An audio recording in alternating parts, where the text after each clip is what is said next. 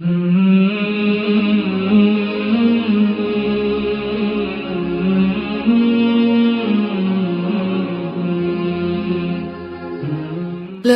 إله إلا الله محمد رسول الله نحمده ونصلي على رسوله الكريم اما بعد فاعوذ بالله من الشيطان الرجيم بسم الله الرحمن الرحيم رب اشرح لي صدري ويسر لي امري واحلل عقدة من لساني يفقهوا قولي اذا سألك عبادي عني فاني قريب اجيب دعوة الداعي اذا دعان فَلْيَسْتَجِيبُوا لِي وَلْيُؤْمِنُوا بِي لَعَلَّهُمْ يَرْشُدُونَ۔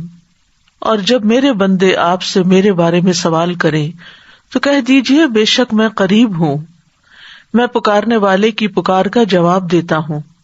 جب وہ مجھے پکارے تو ان کو چاہیے کہ وہ بھی میرا حکم مانیں اور مجھ پر ایمان رکھیں تاکہ وہ ہدایت پا جائیں۔ السلام علیکم ورحمۃ اللہ وبرکاتہ۔ کیا حال ہے سب کا؟ رسول اللہ صلی اللہ علیہ وسلم نے فرمایا، من یرد اللہ بہ خیرا یفقہہ فی الدین، اللہ جس کے ساتھ بھلائی چاہتا ہے اسے دین کی سمجھ دے دیتا ہے۔ تو یہ اللہ سبحانہ تعالیٰ کی بہت بڑی رحمت ہے کہ وہ ہمیں دین سے جوڑتا ہے، دین کی محبت ہمیں عطا کرتا ہے اور دین کی سمجھ بوجھ، کیونکہ دین کی محبت اور عقیدت ایک چیز ہے۔ اور جتنے بھی بائی برتھ مسلمان ہوتے ہیں، ماں باپ ان کو دین کی محبت دیتے ہیں تو وہ اپنے دین سے ایک لگاؤ ضرور رکھتے ہیں، لیکن دین کے ساتھ لگاؤ ایک چیز ہے اور دین کی سمجھ بوجھ الگ چیز ہے۔ تو جس کے ساتھ اللہ تعالیٰ بھلائی کا ارادہ کرتے ہیں، اس کو خیر کثیر سے نوازنا چاہتے ہیں، تو اس کو دین کی سمجھ بھی دے دیتے ہیں۔ اور دین کی سمجھ جو ہے بہت بڑی نعمت ہے، کیونکہ اس سے یہ زندگی بھی آسان ہوتی ہے اور اگلی زندگی بھی آسان ہوتی ہے۔ اور اس کے لیے انسان کو ایفرٹ کرنا پڑتی ہے، کوشش کرنا پڑتی، محنت کرنا پڑتی ہے، اور اس کے لیے انسان کو علم حاصل کرنے کے لیے اپنے گھر سے نکلنا پڑتا ہے۔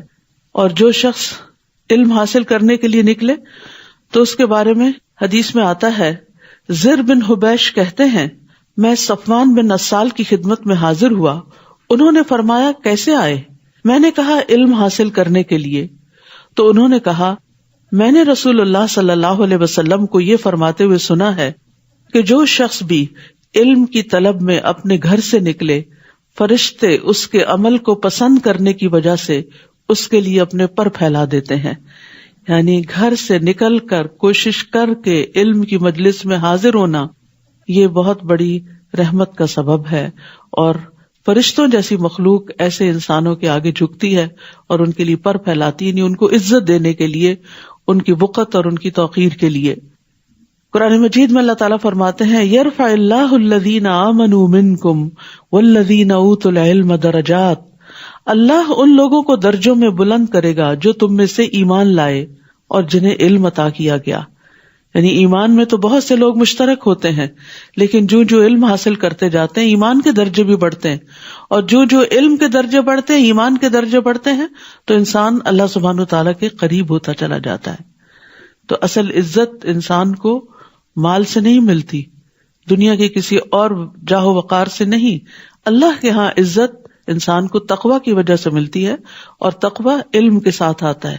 تقوی اللہ کے ڈر کا نام بھی ہے، اور انما یخشی اللہ من عبادہ العلماء، اللہ سے ڈرتے ہیں اس کے علم والے بندے۔ ابو ہریرہ رضی اللہ عنہ کہتے ہیں، میں نے رسول اللہ صلی اللہ علیہ وسلم سے سنا، آپ فرما رہے تھے، خبردار، بے شک دنیا ملعون ہے اور اس کی تمام چیزیں ملعون ہیں، یعنی اللہ کی رحمت سے دور کرتی ہیں، البتہ اللہ کا ذکر اور اس کی معاون چیزیں اور عالم یا متعلم، یعنی یہ اللہ کی رحمتوں میں ہے کہ انسان سیکھنے والا ہو یا پھر سکھانے والا ہو۔ تو اللہ سبحانہ وتعالی ہمیں اس کی توفیق عطا فرمائے۔ اور میں بہت اپریشیٹ کرتی ہوں ان خواتین کو جو صبح سویرے اپنے کام نپٹا کر دور دور سے سفر کر کے یہاں تک پہنچتی ہیں۔ کل ہی مجھے پتا چلا کہ جب اسکاربرو کے لوگ پہنچتے ہیں تو آلریڈی 2:45 ہو چکے ہوتے ہیں، اور پھر وہاں سے اتر کے دوبارہ جو اگلی بسز لیتے ہیں تو گھر پہنچتے ان کو کتنا وقت لگ جاتا ہوگا۔ لیکن یہ علم کا شوق ہے جو انہیں یہاں تک لے کر آتا ہے.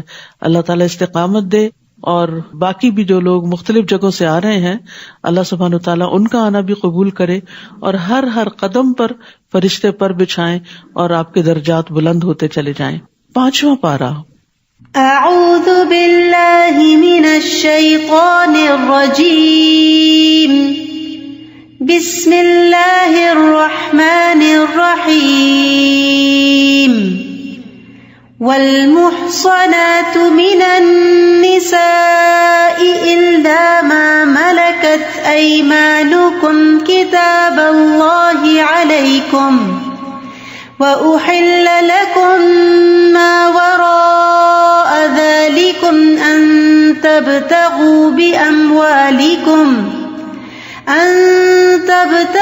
بأموالكم محصنين غير مسافحين، فما استمتعتم به منهن فآتوهن أجورهن فريضة، ولا جناح عليكم فيما تراضيتم به من بعد الفريضة، ان اللہ کان علیما حکیما. شروع کرتی ہوں اللہ کے نام سے جو بے انتہا مہربان نہایت رحم فرمانے والا ہے. اور وہ عورتیں بھی تم پر حرام کی گئی ہیں، یعنی ان سے نکاح کرنا حرام ہے جو عورتوں میں سے شادی شدہ ہیں، یعنی پہلے سے کسی کے نکاح میں ہیں، سوائے ان کے جو تمہارے دائیں ہاتھ کی ملکیت میں ہوں، یعنی جنگ کے دوران جو خواتین غلام کی حیثیت سے آئیں. اللہ نے یہ حکم تم پر لکھ دیا ہے، یعنی یہ فریضہ ہے اللہ کی طرف سے کہ کسی شادی شدہ عورت سے کوئی مرد شادی نہیں کر سکتا، اور ان کے علاوہ باقی سب عورتیں تمہارے لیے حلال کر دی گئیں، بشرطے کہ تم اپنے اموال کے بدلے انہیں حاصل کرو، یعنی مہر ادا کر کے باقاعدہ ایجاب و قبول کے ساتھ قید نکاح میں لانے والے ہو، یعنی مستقل طور پر ان کے ساتھ زندگی گزارنے کی نیت رکھتے ہو، نہ کہ بدکاری کرنے والے، یعنی مال کے بدلے زنا نہیں کرو. پھر اس نکاح کے ساتھ جو بھی فائدہ تم ان سے اٹھاؤ تو انہیں ان کے مقرر کیے ہوئے مہر ادا کر دو، اور اس مہر کے مقرر کر دینے کے بعد باہم رضامندی سے اس میں کمی بیشی کرنے میں تم پر کوئی گناہ نہیں. یعنی مرد کے لیے لازم ہے کہ نکاح کے بعد عورت کو اس کا مہر ادا کرے، لیکن اگر اپنی خوشی سے عورت اس مہر میں سے کچھ کمی کر دیتی ہے یا اس کو معاف کر دیتی ہے، یعنی اسے جبراً معاف کروایا نہیں جاتا بلکہ خوشی سے اپنے شوہر کو کچھ گفٹ کر دیتی ہے، تو وہ اس کے لیے حلال ہے. تو اس میں کمی بیشی کرنے پر تم پر کوئی گناہ نہیں، بے شک اللہ بہت علم والا بہت حکمت والا ہے. تو یہاں سے یہ پتہ چلتا ہے کہ ایک مرد کو عورت کے ساتھ شرعی طریقے سے حلال طریقے سے رشتہ قائم کرنا چاہیے، نہ کہ غلط طریقوں سے تعلقات قائم کیے جائیں. اور نکاح کرنے کی اہمیت ہمارے دین میں ویسے بھی بہت ہے، کیونکہ یہ نصف دین کو مکمل کرنے کا ذریعہ ہے. رسول اللہ صلی اللہ علیہ وسلم نے فرمایا جب کوئی بندہ نکاح کر لیتا ہے تو وہ اپنا آدھا دین مکمل کر لیتا ہے، لہٰذا اسے چاہیے کہ باقی آدھے دین کے بارے میں اللہ سے ڈرتا رہے. اور جو کوئی تم میں سے آزاد مومن عورتوں سے نکاح کرنے کی وسعت نہ رکھتا ہو تو مومن لونڈیوں میں سے جو تمہارے دائیں ہاتھ کی ملکیت ہیں نکاح کر لے. اور اللہ تمہارے ایمان کو زیادہ جانتا ہے کہ اصل انسان کی عزت اور وقت اور قیمت اللہ کی نگاہ میں ایمان کے ساتھ ہے. تم میں سے بعض سے ہیں، یعنی لونڈی غلام بھی انسان ہی ہیں، تو ان لونڈیوں سے ان کے مالکوں کی اجازت سے نکاح کرو اور ان کے مہر انہیں معروف طریقے سے ادا کرو. یعنی اگر یہ غلام عورت سے بھی نکاح کرو گے تو مہر ادا کرنا ہوگا. وہ نکاح میں محفوظ ہونے والیاں ہوں، نہ کہ بدکاری کرنے والیاں اور نہ ہی چھپے دوست بنانے والیاں. تو جب وہ نکاح میں آ جائیں پھر اگر وہ کسی کھلی بے حیائی کا ارتکاب کریں تو ان پر پاک دامن عورتوں کے مقابلے میں آدھی سزا ہوگی. یہ اجازت اس کے لیے ہے، یعنی غلام عورت سے نکاح کرنے کی اجازت اس کے لیے ہے جو تم میں سے گناہ سے ڈرتا ہو، وہ کہیں زنا میں نہ پڑ جائے، حرام میں نہ پڑ جائے.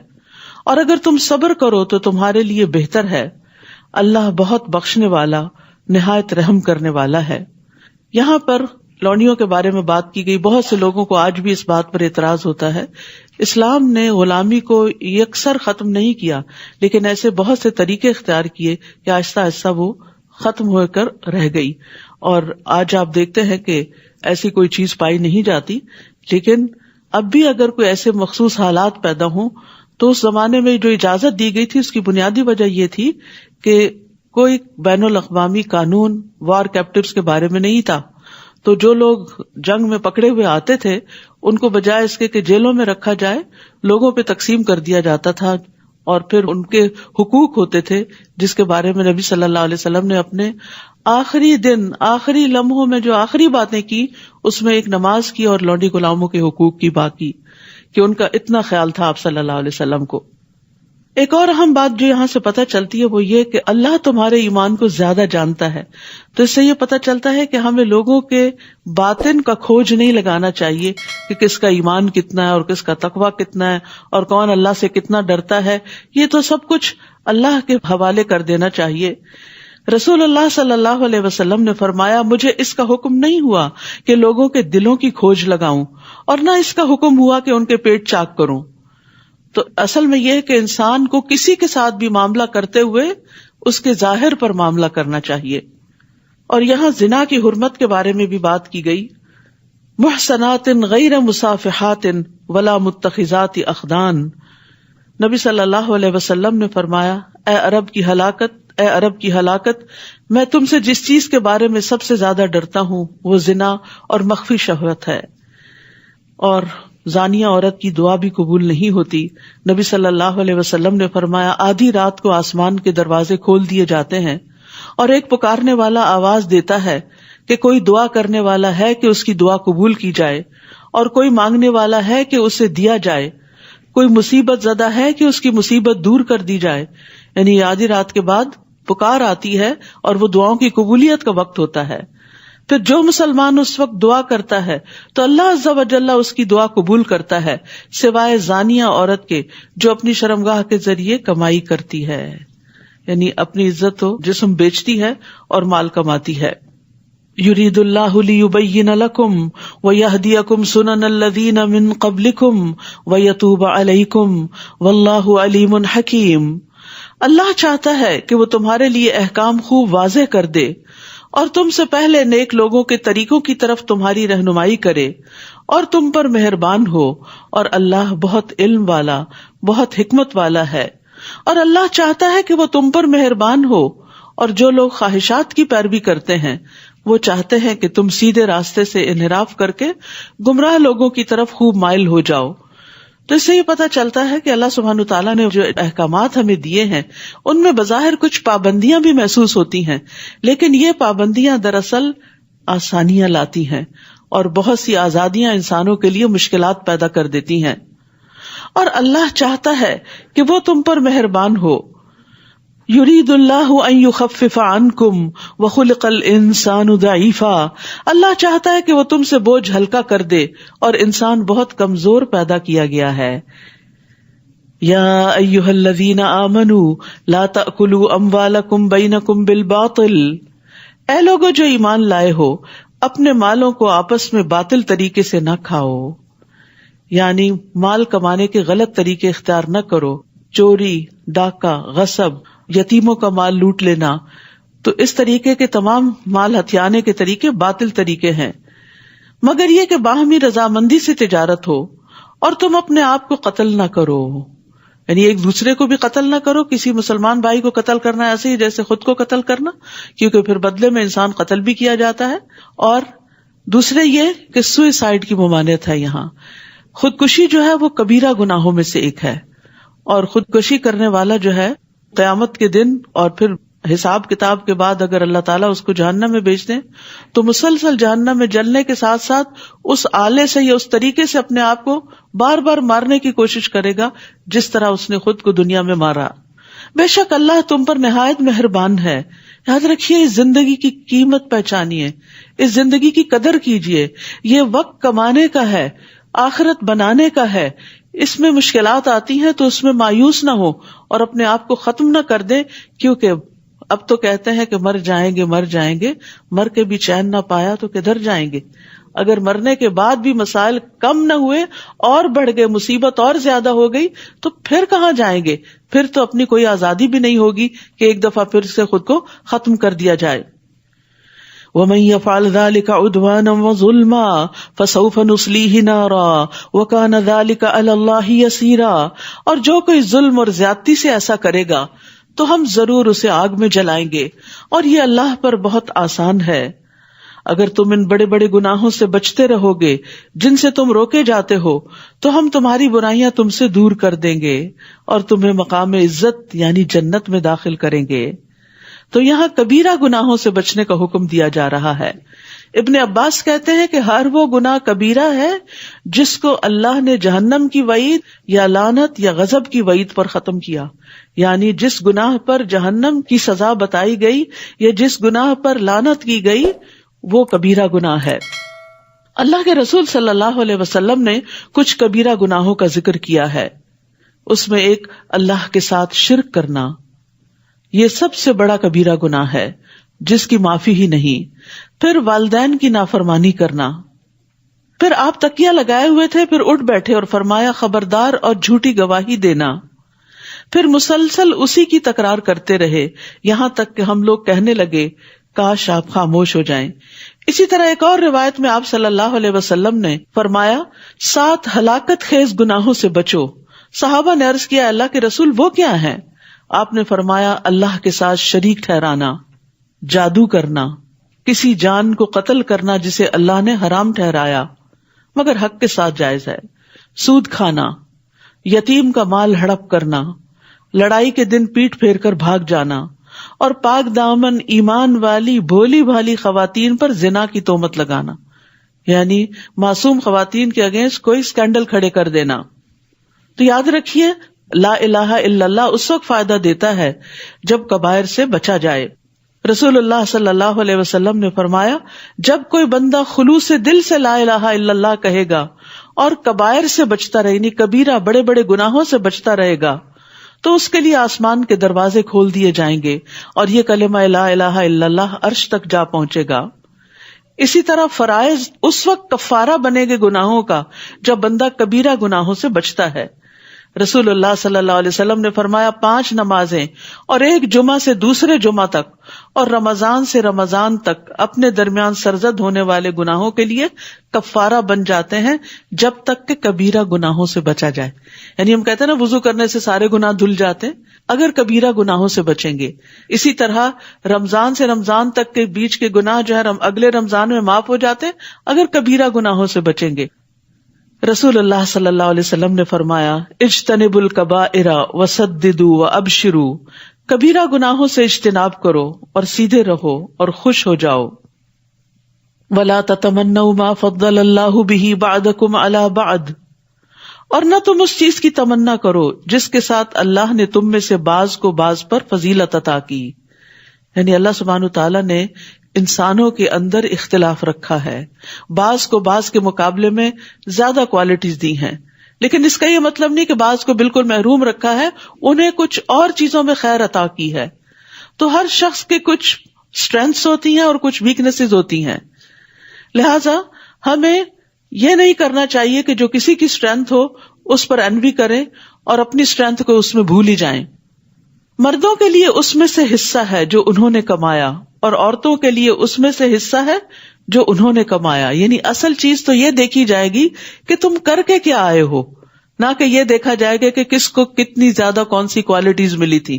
دیکھا جائے گا کہ ان کوالٹیز کو، ان اسٹرینتھس کو اس نے کس خیر کے کام میں لگایا اور اپنے لیے کیا کما کے لایا. اور اللہ سے اس کے فضل کا سوال کرو، بے شک اللہ ہر چیز کو خوب جاننے والا ہے. یعنی انسان لوگوں کو ملنے والی نعمتوں پر جلنے کڑنے اور حسد کرنے کی بجائے اللہ سے اس کا فضل مانگے کہ یا اللہ تو نے اس کو عطا کیا تو مجھے بھی عطا کر سکتا ہے، تو مجھے عطا کر. لیکن صرف انسان کمپیئر کرتا رہے، اپنے بچے کو کسی کے بچے کے ساتھ، اپنے آپ کو کسی اور کے ساتھ، اپنے شوہر کو کسی اور کے شوہر کے ساتھ، تو سوائے حسرتوں کے کچھ حاصل نہیں ہوگا، کیونکہ ہم ان کی صرف ظاہری کچھ خوبیاں دیکھ رہے ہوتے ہیں اور ان کے جو چھپے ہوئے عیب ہیں وہ ہمیں نہیں پتا ہوتے. تو اس لیے کبھی بھی یہ نہیں کہنا چاہیے کہ میرا بچہ فلاں کے بچے کی طرح ہو جائے یا میں فلاں کی طرح ہو جاؤں. نہیں، اللہ سے فضل مانگتے، یا اللہ تو اپنی نگاہوں میں بڑا کر دے اور تو اپنے فضل سے نعمتیں عطا کر دے. کیونکہ یہ حسرت جو ہوتی ہے کہ میں فلاں کی طرح کیوں نہیں، یہ حسد کی راہ ہموار کرتی ہے اور پھر دوسرے کی نعمت کے زوال کی تمنا کرتی ہے، جو کہ ایک حرام فعل ہے اور یہ دل کی ایسی کمائی ہے جس پر پوچھ ہوگی. اس لیے اللہ کا فضل مانگنا چاہیے. اور یہ بھی کہا گیا کہ اس آیت کا سبب نزول یہ ہے کہ بعض عورتوں نے کہا کاش ہم وراثت میں مردوں کے برابر ہوتی اور جہاد میں ان کے ساتھ شریک ہوتی. تو یہ آیت انہیں اس چیز سے منع کرنے کے لیے نازل ہوئی کہ مردوں کی برابری کی خواہش کرنا اللہ کے حکم کو رد کرنا ہے، کیونکہ عورتوں کی اپنی کچھ اسٹرینتھس ہیں، ان کے اپنے کچھ ایسے کام اور مواقع ہیں جن سے ان کے درجات بلند ہوتے ہیں. مثلاً ماں کی حیثیت سے ایک عورت کا درجہ اور مقام باپ کے مقابلے میں، مرد کے مقابلے میں 3 گنا زیادہ ہے. سب سے زیادہ حسن سلوک ماں کے ساتھ کرنے کو کہا گیا ہے. اسی طرح ماں جو بچوں کو جنم دیتی ہے اور جو دودھ پلاتی ہے اور جو تربیت دیتی ہے، اس میں جتنا زیادہ اس کا حصہ ہوتا ہے اتنا ہی زیادہ اس کا اجر و ثواب بھی ہوتا ہے. لہٰذا ایک دوسرے کے مقابلے پر رہنے سے انسان کے اندر سوائے حسرتوں کے کچھ پیدا نہیں ہوتا. اور بعض اسٹڈیز بھی اس چیز کو ظاہر کرتی ہیں کہ جب سے یہ سوشل میڈیا بہت عام ہوا ہے اور ہم صرف اپنے آس پاس کے لوگوں کو ہی نہیں دیکھتے، دنیا بھر میں بیٹھے ہوئے لوگوں کے فگرز دیکھ رہے ہیں، ان کے مال اور دولت اور کہاں جاتے ہیں، کن ریسٹورینٹس میں جاتے ہیں، کیا کھاتے ہیں، ان چیزوں نے لوگوں کا انگزائٹی اور ڈپریشن اور زیادہ بڑھا دیا ہے، کیونکہ مسلسل اپنی حالت کو ان کے ساتھ کمپیئر کرتے رہتے ہیں. تو اس چیز سے بچنا چاہیے. جہاں کسی کی کوئی خوبی، کوئی نعمت دل کو لگے، وہاں اللہ سے دعا کریں کہ اللہ تو اپنے فضل سے مجھے بھی عطا کر. اور یہ چیز انسان کے اندر ایک کنٹینٹمنٹ پیدا کر دے گی. اور ویسے بھی اللہ کی رضا پہ راضی ہونا ہی انسان کو راضی کرتا ہے. اور اس ترکے میں سے جو والدین اور قریبی رشتہ دار چھوڑ جائیں، ہم نے ہر ایک کے وارث مقرر کر دیے ہیں، اور جنہیں تمہارے عہد و پیمان نے تم سے باندھ رکھا یعنی تمہارے حلیف، تو تم انہیں بھی ان کا حصہ دے دو. بے شک اللہ ہر چیز پر خوب گواہ ہے. الرجال قوامون علی النساء بما فضل اللہ بعضهم علی بعض. مرد عورتوں پر قوام ہیں، ذمہ دار ہیں. قیم کہتے ہیں مینیجر کو. قوام ہوتا ہے جو بہت زیادہ قائم رہے، کھڑا رہے، ذمہ داری لے. یعنی مرد عورتوں کے ذمہ دار ہیں، ان کو کما کر لا کے دینے کے اور باقی بڑے بڑے اہم اور مشکل کام کرنے کے. کہ اللہ نے ان میں سے بعض کو بعض پر فضیلت دی. اس کا یہ مطلب نہیں صرف مردوں کو فضیلت دی ہے، عورتوں کو بعض پر. بعض مرد تقویٰ میں عورتوں سے بڑھ کر ہیں اور بعض عورتیں تقویٰ اور دینداری میں مردوں سے بھی بڑھ کر ہوتی ہیں. اور اس وجہ سے بھی کہ وہ اپنے مال خرچ کرتے ہیں. یعنی اللہ نے مرد کو قوام کیوں بنایا، ذمہ دار کیوں بنایا؟ کہ اس کو کمانے کی ذمہ داری دی اور کہا کہ وہ بیوی پر خرچ کرے. پس نیک عورتیں فرما بردار ہوتی ہیں. عورتوں کی بڑائی اور خوبی کس چیز میں ہے؟ اطاعت گزاری میں. اپنی عزت اور شوہر کے مال کی غائبانہ حفاظت کرنے والی ہیں، اس وجہ سے کہ اللہ نے ان کے حقوق کی حفاظت کی. اور وہ عورتیں جن کی سرکشی سے تم ڈرتے ہو، بس تم انہیں نصیحت کرو. اور نشوز کا یہاں معنی یہ عام چھوٹی موٹی باتوں میں ڈس ایگری کرنا نہیں ہے. اس سے مراد کسی عورت کا اپنے شوہر سے بے وفائی کرنا اور اپنے شوہر کی بجائے کسی اور کی طرف راغب ہونا. تو پھر گھر ٹوٹتا ہے، گھر کے اندر فساد ہوتا ہے، بہت بگاڑ آ سکتا ہے، آئندہ نسل متاثر ہو سکتی ہے. لہٰذا اس معاملے کو ایسے ہی چھوڑ نہیں دینا چاہیے، بلکہ اصلاح کرنی چاہیے. اصلاح کے لیے پہلا سٹیپ نصیحت ہے. نہ مانے تو بستروں میں انہیں علیحدہ کر دو، یعنی ان سے تھوڑی ناراضگی کا اظہار کر دو، ان کو اپنے سے ڈسٹینس کر دو. پھر بھی نہ مانے تو انہیں ہلکی سی مار مارو. یعنی اور اس کا یہ مطلب نہیں کہ ابیوز کیا جائے ان کو. ابن عباس یہ کہتے ہیں کہ جیسے ایک مسواک ہوتا ہے، یعنی ایک شوق دینے کے لیے کہ دیکھو تم کیا کر رہی ہو، ہوش میں آؤ، اپنے گھر اور اپنی عزت اور اپنی نسلوں کی حفاظت کرو. یعنی اس کو اپنے ٹریک پہ واپس لانے کے لیے. اور نبی صلی اللہ علیہ وسلم نے واضح طور پر فرمایا کہ تم میں سے بہترین کبھی بھی نہیں ماریں گے عورتوں کو. یعنی یہ ایک صرف سولوشن بتایا گیا ہے انتہائی ایکسٹریم کیسز میں، بالکل ایسے ہی جیسے آپریشن یا سرجری کی ضرورت ہوتی ہے انتہائی ایکسٹریم کیس میں، کہ جب کسی دوا سے کسی پھوڑے کا علاج نہیں ہوتا یا کسی چیز کا، تو پھر اس کو کاٹ کے الگ کیا جاتا ہے. پھر اگر وہ تمہاری اطاعت کرنے لگیں تو ان کو ستانے کا کوئی راستہ تلاش مت کرو. یعنی عورتوں کو ستانا نوبل مردوں کا کام نہیں ہوتا. بے شک اللہ بہت بلند بہت بڑا ہے. اگر تم عورت کو کمزور سمجھ کے اس پہ ظلم کرو گے تو اللہ تم سے بڑا ہے, وہ تم سے پوچھے گا. اور یہاں نیک بیوی کی جو خوبیاں بتائی گئی وہ کیا ہیں؟ رسول اللہ صلی اللہ علیہ وسلم نے فرمایا دنیا فائدے کی چیز ہے اور دنیا کی بہترین متاع نیک عورت ہے. رسول اللہ صلی اللہ علیہ وسلم نے فرمایا 4 چیزیں خوش بختی کی علامت ہیں: نیک بیوی, کھلا گھر, نیک ہمسایہ, اچھی سواری. اور 4 چیزیں بدبختی کی علامت ہیں: برا ہمسایہ, بری بیوی, تنگ گھر اور بری سواری. اور یہاں نیک خواتین کی ایک خاص خوبی بتائی گئی کہ وہ شوہروں کی غیر موجودگی میں شوہر کی عزت, گھر بار, مال, اولاد کی حفاظت کرنے والی ہوتی, یعنی جو چیزیں ان کی کسٹڈی میں ہیں ان کی ٹیک کیئر کرتی ہیں.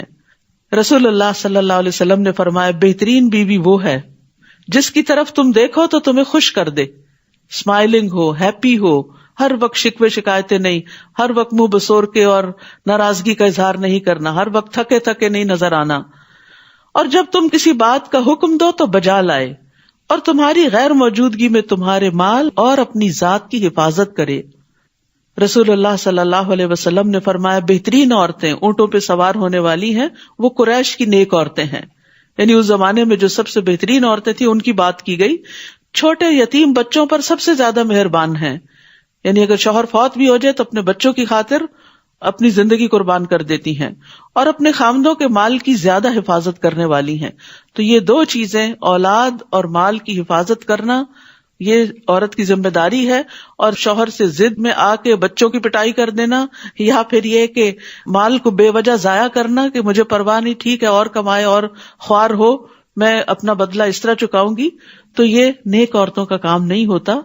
اگر آپس کے کچھ ایشوز ہوں ایک دوسرے سے, یعنی کہ کچھ چیزیں اختلافی ہوں, تو ان کو بیٹھ کر سلجھا لینا چاہیے, سالو کر لینا چاہیے, نہ کہ ایک دوسرے کو نقصان دینا اور گھر بار اور نسلوں کو نقصان دینا. یہ پھر جہاں ظلم ہوگا جو بھی کرے گا اللہ اس کو پوچھے گا. پھر فرمایا اور اگر تمہیں ان دونوں میاں بیوی کے درمیان شدید اختلاف کا ڈر ہو, یعنی نہیں سالو ہو رہے ایشوز, آپس میں نہیں ریزالو ہو رہی مشکلات, تو پھر کیا کرو, تو ایک منصف اس مرد کے گھر والوں میں سے اور ایک منصف اس عورت کے گھر والوں میں سے مقرر کر لو. اگر وہ دونوں اصلاح چاہیں گے تو اللہ ان دونوں کے درمیان موافقت پیدا کر دے گا. میاں بیوی کے جھگڑے میں جو چیز آپس کی موافقت کا سبب بنتی ہے وہ نیت ہے. جو گھر بسانا چاہے گا, جو ایک دوسرے کے ساتھ چلنا چاہے گا, اللہ تعالیٰ ان کے دلوں میں موافقت پیدا کر دے گا. لیکن اگر بسنے کی نیت نہیں ہے, بسانے کی نیت نہیں, اور پیچھے سے بھی اکسایا جا رہا ہے, کوئی ضرورت نہیں رہنے کی, واپس آ جاؤ, ہمارے پاس کمی نہیں ہے, ہم تمہارا خیال رکھ سکتے ہیں, تو پھر کیا ہوگا, پھر گھر نہیں بنتے. سب سے پہلے تو یہ کہ مرد اور عورت 2 مختلف چیزیں, یہی بہت بڑا اختلاف ہے. پھر اس کے بعد سوچ کا اختلاف ہوتا ہے, پھر اس کے بعد پسند ناپسند کا ہوتا ہے, بیک گراؤنڈ کا ہوتا ہے, بہت ساری چیزیں اختلاف کا سبب ہوتی ہیں. تو یہ اختلاف جو ہے یہ اللہ سبحانہ و تعالیٰ کا ایک طریقہ ہے. کائنات کے اندر ہر چیز کے اندر اختلاف ہے. کوئی درخت بہت بڑے اور گھاس جتنا بھی عرصہ اس کو پانی دیتے رہے وہ گھاس ہی رہے گی, وہ بڑی نہیں ہو سکتی, اور اس کا حسن گھاس رہنے میں ہی ہے نہ کہ درخت بننے میں. ذرا سا اونچا ہوتا ہے تو کیا کر دیتے ہیں, اس کو کاٹ دیتے ہیں کیونکہ اس کی خوبصورتی بچھنے میں ہے. تو اسی طرح ہر ایک کا مختلف رول ہوتا ہے سوسائٹی کے اندر. تو اس لیے انسان کو اصل چیز یہ کہ بنا کے رکھنے کی نیت اور ارادہ رکھنا چاہیے, تو اللہ سبحانہ و تعالیٰ بھی آسانیاں پیدا کر دیتا ہے. بے شک اللہ خوب علم والا, خوب خبر رکھنے والا ہے. وَاعْبُدُوا اللَّهَ وَلَا تُشْرِكُوا بِهِ شَيْئًا, اور اللہ کی عبادت کرو اور اس کے ساتھ کسی چیز کو شریک نہ بناؤ. اور والدین کے ساتھ احسان کرو, اچھا معاملہ کرو, خوش اسلوبی کا, خوبصورتی کا. اور رشتہ داروں اور یتیموں اور مسکینوں اور رشتہ دار پڑوسی اور اجنبی پڑوسی اور پہلو کے ساتھی. پڑوسیوں کا تو سب کو پتا ہے, نیبرز, اور خصوصاً اس کا حق زیادہ ہے جو نیبر بھی ہو اور رشتہ دار بھی ہو. اس کے 2 پوائنٹس ہو جاتے ہیں. ان کے ساتھ احسان کا معاملہ کرو, اور جو ساتھ بیٹھا ہو کہیں بھی, چاہے کسی بس میں, جہاز میں, کلاس میں, کلینک پہ, کہیں بھی جو ساتھ بیٹھتے ہیں لوگ, ان کا بھی حق ہوتا ہے. صرف یہ نہیں کہ چوڑے ہو کے بیٹھ جائیں یا ان کو اپنی کونیوں سے تکلیف دیتے رہیں یا اپنا سامان ان کی طرف کر دیں. نہیں, جو اپنے لیے پسند کرتے ہو وہ ان کے لیے بھی کرو. اور پھر خاص طور پر پہلو کے ساتھی میں وہ لوگ بھی آتے ہیں جن کے ساتھ آپ مل کے کام کرتے ہیں, آپ کی ٹیم, آپ کے کولیگز جو آپ کے ساتھ ساتھ رہتے ہیں, آپ کے مددگار ہیں, اور خصوصاً جو انصار اللہ ہیں ان کے ساتھ احسان کا معاملہ کرو، سلام میں پہل کرو، مسکرا کے پیش آؤ، ان کے کاموں کی، ان کی محنت کی قدردانی کرو، ان کی کوششوں کو اپریشیٹ کرو، یہ ہے احسان کے معاملے. اور مسافر، اجنبی لوگ، ان کے ساتھ بھی احسان کا برتاؤ کرو، یہ ہے ہمارا خوبصورت دین. اور تمہارے دائیں ہاتھ جن کے مالک ہوئے، یعنی لونڈی غلام. لیکن آج کے دور میں لونڈی غلام نہیں ہے، تو جو امپلائیز وغیرہ ہوتے ہیں کسی بھی جگہ پر، یعنی اگر کوئی شخص کسی کمپنی کو اون کرتا، مالک ہے اس کا، تو جو لوگ اس کے لیے کام کرتے ہیں وہ سب بھی اس میں شامل ہوتے ہیں. ان کی کوششوں کو بھی اپریشیٹ کرو، اور ان کو صرف یہ نہیں کہ سیلری یا ویجز جو طے کی ہیں وہی دو. احسان کیا ہوتا ہے کہ ان کو اس سے بڑھ کر بھی دو. ان کی خوشی، عید وغیرہ کے موقع پر، یا ان کی کسی شادی یا غمی یا دکھ تکلیف، اس میں بھی شریک ہو. یعنی صرف یہ نہیں کہ جی میں باس ہوں اور تم میرے سب آرڈینیٹ ہو تو بس ہمارے درمیان ایک ڈسٹینس ہوگا. مومن مومن کا بھائی ہے، اور ایک مسلمان جہاں بھی ہو، چاہے مسلم نان مسلم کوئی بھی اس کے ساتھ کام کر رہے ہیں، وہ ان کے ساتھ احسان کا معاملہ کرتا ہے، اور اسی اخلاق اور اسی محبت سے ان کے دل جیت لیتا ہے. تو یہ اللہ سبحانہ تعالیٰ کا حکم ہے. اللہ نے اپنا حق صرف ایک بتایا کہ اللہ کی عبادت کرو، اس کے بعد سارے بندوں کے حقوق بتائے کہ کس کس کے ساتھ تم خوبصورت رویہ اختیار کرو. بے شک اللہ کسی خود پسند، بہت فخر کرنے والے کو پسند نہیں کرتا. یعنی اللہ سبحانہ تعالیٰ ایسے لوگوں کو پسند نہیں کرتا جو سب کچھ اپنے آپ کو ہی سمجھے، یعنی صرف ان کو اپنے ہی حق کا پتا ہو، اور اگر ان کو کچھ خوبیاں دوسروں کے مقابلے میں یا مال و دولت زیادہ ملا ہے تو وہ اکڑنا شروع کر دیں اور دوسروں کو انسان ہی نہ سمجھے. نہیں، دوسروں کے ساتھ احسان کا معاملہ کریں، چاہے گھر کے اندر ہو چاہے گھر کے باہر ہو. کون ہے یہ فخر کرنے والے؟ وہ جو بخل کرتے ہیں، یعنی سلام نہ کرنا یہ بھی بخل ہے، اسمائل نہ کرنا یہ بھی بخل ہے، یہ بھی دل کی تنگی ہے. اور لوگوں کو بخل کرنے کا حکم دیتے ہیں، یعنی اوروں کو بھی برے اخلاق سکھاتے ہیں. یا پھر مال کا بخل جو سب سے پہلے آتا ہے کہ خود خرچ نہیں کرتے، اور اگر کوئی اور کر رہا ہو تو اس کو بھی روکتے ہیں. اور اللہ نے جو کچھ اپنے فضل سے عطا کیا ہے اسے چھپاتے ہیں، اور ہم نے کافروں کے لیے رسوا کن عذاب تیار کر رکھا ہے. کس لیے چھپاتے؟ کہ کوئی مانگ نہ بیٹھے، کوئی نظر نہ رکھے کہ ہمیں بھی کچھ نعمتوں میں سے حصہ دو، خاص طور پر رشتے دار. تو بخل کا تعلق مالی اور قولی دونوں حقوق کے ساتھ ہے. تو تھوڑ دل انسان کی قرآن مجید میں مذمت کی گئی ہے، یعنی جو دل کا چھوٹا ہو، جس کا دل گھٹا ہوا ہو، اور جو چھوٹی سی تکلیف پہ گھبرا اٹھے، اور جب مال ملے تو بخیل بن جائے. رسول اللہ صلی اللہ علیہ وسلم نے فرمایا، آدمی میں سب سے بدترین چیز بے صبر پن کے ساتھ بخل اور حد سے زیادہ بزدل ہونا ہے. کیونکہ بزدلی جو ہے وہ انسانوں کو آگے نہیں بڑھنے دیتی، رسک نہیں لینے دیتی، اور جو رسک نہ لے وہ اوپر نہیں جا سکتا، اونچا نہیں اڑ سکتا. اور بخل کرنے والوں کی مثال کیا ہے؟ اس شخص کی طرح ہے جو ایسا لباس پہنتا ہے کہ جو اسے جکڑ لیتا ہے. والذین ينفقون اموالهم رئاء الناس، اور وہ لوگ جو اپنے مال لوگوں کو دکھانے کے لیے خرچ کرتے ہیں، اور نہ وہ اللہ پہ ایمان رکھتے ہیں نہ ہی آخرت کے دن پر. یعنی ویسے چیریٹی کے بڑے بڑے کام کرتے ہیں لیکن صرف شہرت کے لیے، لوگوں کی نظر میں سخی کہلانے کے لیے، واہ واہ کے لیے. تو ایسے لوگوں کو آخرت کا یقین نہیں، اگر ہوتا تو پھر وہاں بدلہ لینے کے لیے خرچ کرتے. اور جس کا ساتھی شیطان ہو جائے تو وہ کتنا برا ساتھی ہے. یعنی شیطان انسان کے ساتھ لگا ہوا ہے اور وہ اس کو برے کام کرنے کا حکم دیتا ہے. اور ان کا کیا نقصان ہوتا اگر وہ اللہ اور آخرت کے دن پر ایمان لے آتے، اور جو رزق اللہ نے انہیں دیا ہے اس میں سے وہ خرچ کرتے، اور اللہ انہیں خوب جاننے والا ہے. بے شک اللہ کسی پر ذرے کے برابر بھی ظلم نہیں کرتا، اور اگر کوئی نیکی ہو تو وہ اسے دگنا کر دے گا اور اپنے پاس سے اجر عظیم عطا کرے گا. یہ ہے اللہ کا فضل، یہ اللہ کی رحمت کہ گناہ کرتا ہے اگر کوئی انسان تو بس ایک گناہ کے بدلے ایک گناہ ہی لکھا جاتا ہے، لیکن اگر کوئی ایک نیکی کرتا ہے تو اس کے بدلے 10 نیکیاں لکھی جاتی ہیں، اور 10 نہیں ان کو بھی مزید بڑھایا جاتا ہے. کچھ نیکیوں کا اجر 700 گنا، جیسے فی سبیل اللہ مال خرچ کرنے کا اجر. اسی طرح کچھ نیکیوں کا اجر 7,000 اور لاکھ گنا بھی ہے. اور پھر یہ کہ روزہ، اللہ سبحانہ تعالیٰ نے کیا فرمایا کہ روزہ میرے لیے ہے، تم نہیں اس کا اجر لکھو، وہ میرے لیے، میں خود اس کی جزا دوں گا. اور پھر اللہ سبحانہ تعالیٰ کا فضل یہ ہے کہ بندے کی کوشش کافی نہیں بلکہ فضل ہوگا، رحمت ہوگی تو جنت ملے گی. تو یہ بھی اللہ تعالیٰ کا انعام ہے، کیونکہ ہمارے پاس اتنا سرمایہ نہیں ہے عمل کا کہ ہم اس سے جنت خرید سکیں. کیونکہ اگر ہم ساری زندگی کی بھی نیکیاں کٹھی کر لیں اور اللہ تعالیٰ ہم سے صرف ایک نعمت کا حساب لے لے، مثلاً آنکھوں کی نعمت کا ہی، تو ساری زندگی کی نیکیاں صرف ساری زندگی نگاہ سے دیکھنے کا بل پے نہیں کر سکتی. جیسے آپ بجلی کا بل پے کرتے ہیں روشنی کا، تو نگاہ کی روشنی کا اگر بل لکھا جائے تو ہر لمحے جتنی آپ کی انرجی اس پہ لگ رہی ہے اور جتنا سسٹم پیچھے کام کر رہا ہے، اس کے اگر آپ کو معاوضہ دینا پڑے تو پوری زندگی کی نیکیاں کافی نہیں. تو ساری نیکیاں تو ایک نعمت کے عوض ہی چلی گئی. اب آپ ہاتھ پہ ہاتھ رکھ کے کھڑے ہیں، جنت میں کیسے جائیں گے؟ وہ صرف اللہ کا فضل لے کے جائے گا. تو اس لیے کوئی بھی نیکی کر کے انسان کو تکبر کا شکار نہیں ہونا چاہیے، کیونکہ وہ کافی نہیں ہے.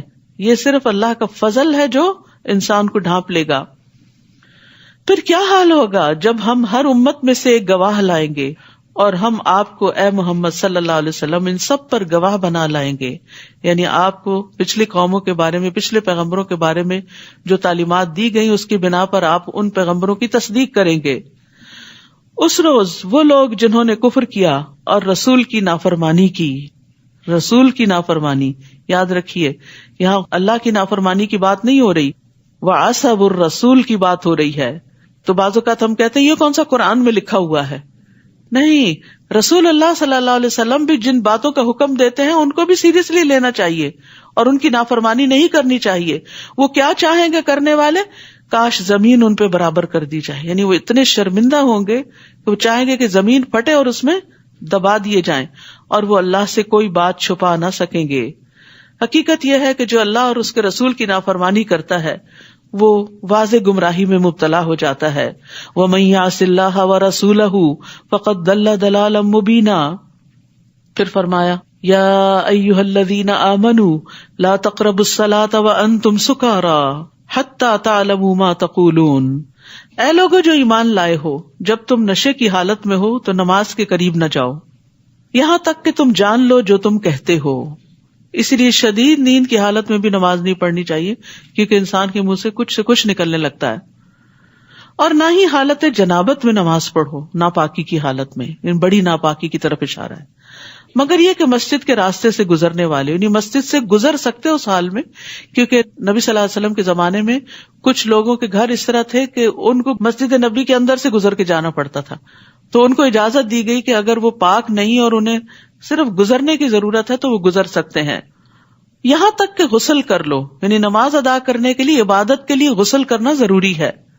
اور اگر تم بیمار ہو یا سفر پر ہو یا تم میں سے کوئی ایک قضائے حاجت سے آئے یا تم نے عورتوں کو چھوا ہو یعنی صحبت کی ہو، پھر تم پانی نہ پاؤ، یعنی غسل جنابت لازم ہے، وضو کی ضرورت ہے، نماز کا وقت آ گیا ہے، پانی کوئی نہیں، اب کیسے نہائیں؟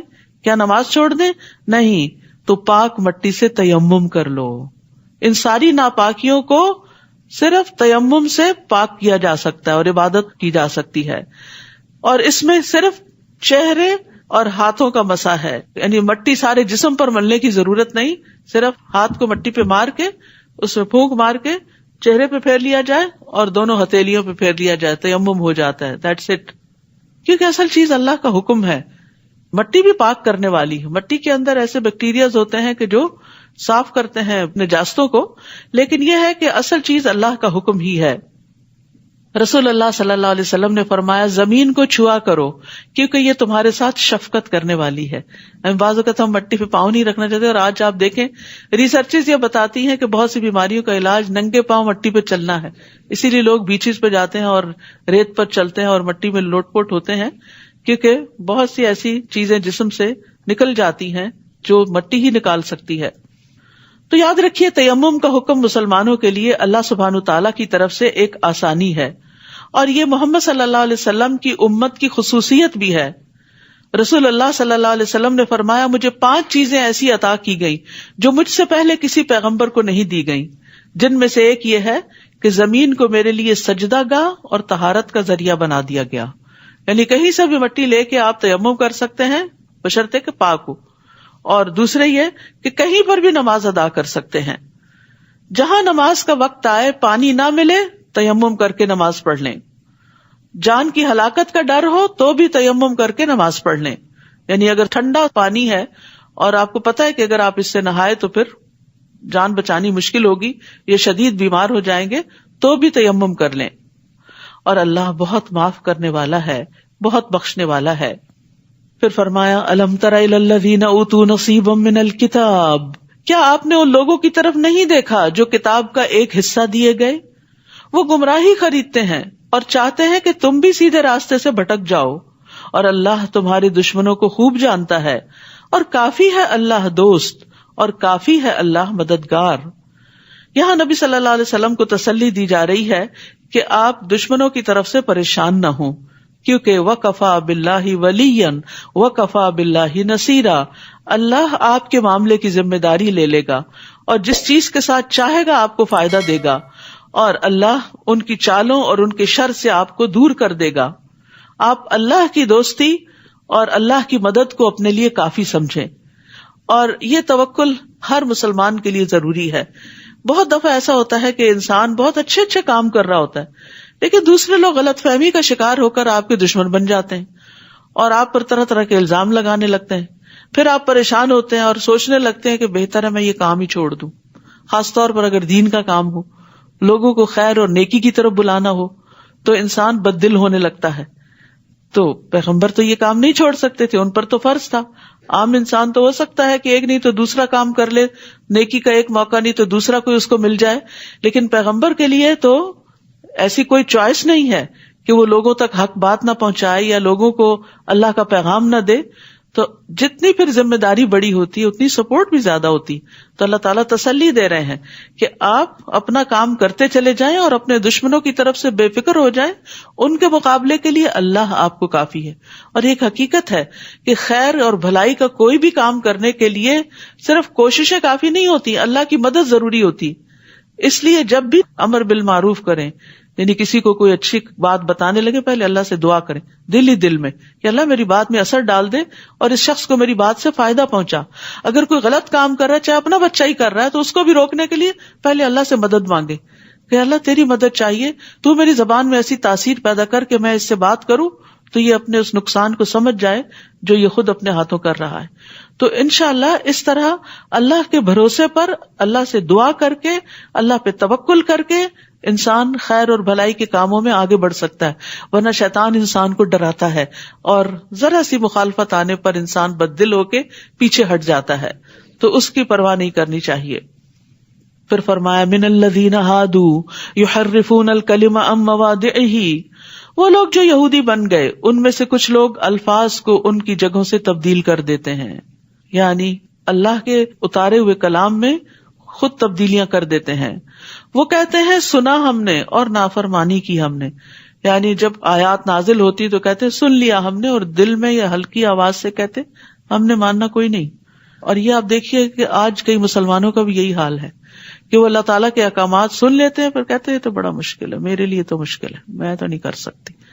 چاہے زبان سے کہیں یا دل سے کہیں، نہیں، کوئی حکم جو مشکل لگے تو کہا کرے اللہ میں نے سن لیا، میں اطاعت کروں گی، تو مجھے مدد دے گا تیری توفیق سے، یا اللہ میرے لیے آسان کر دے.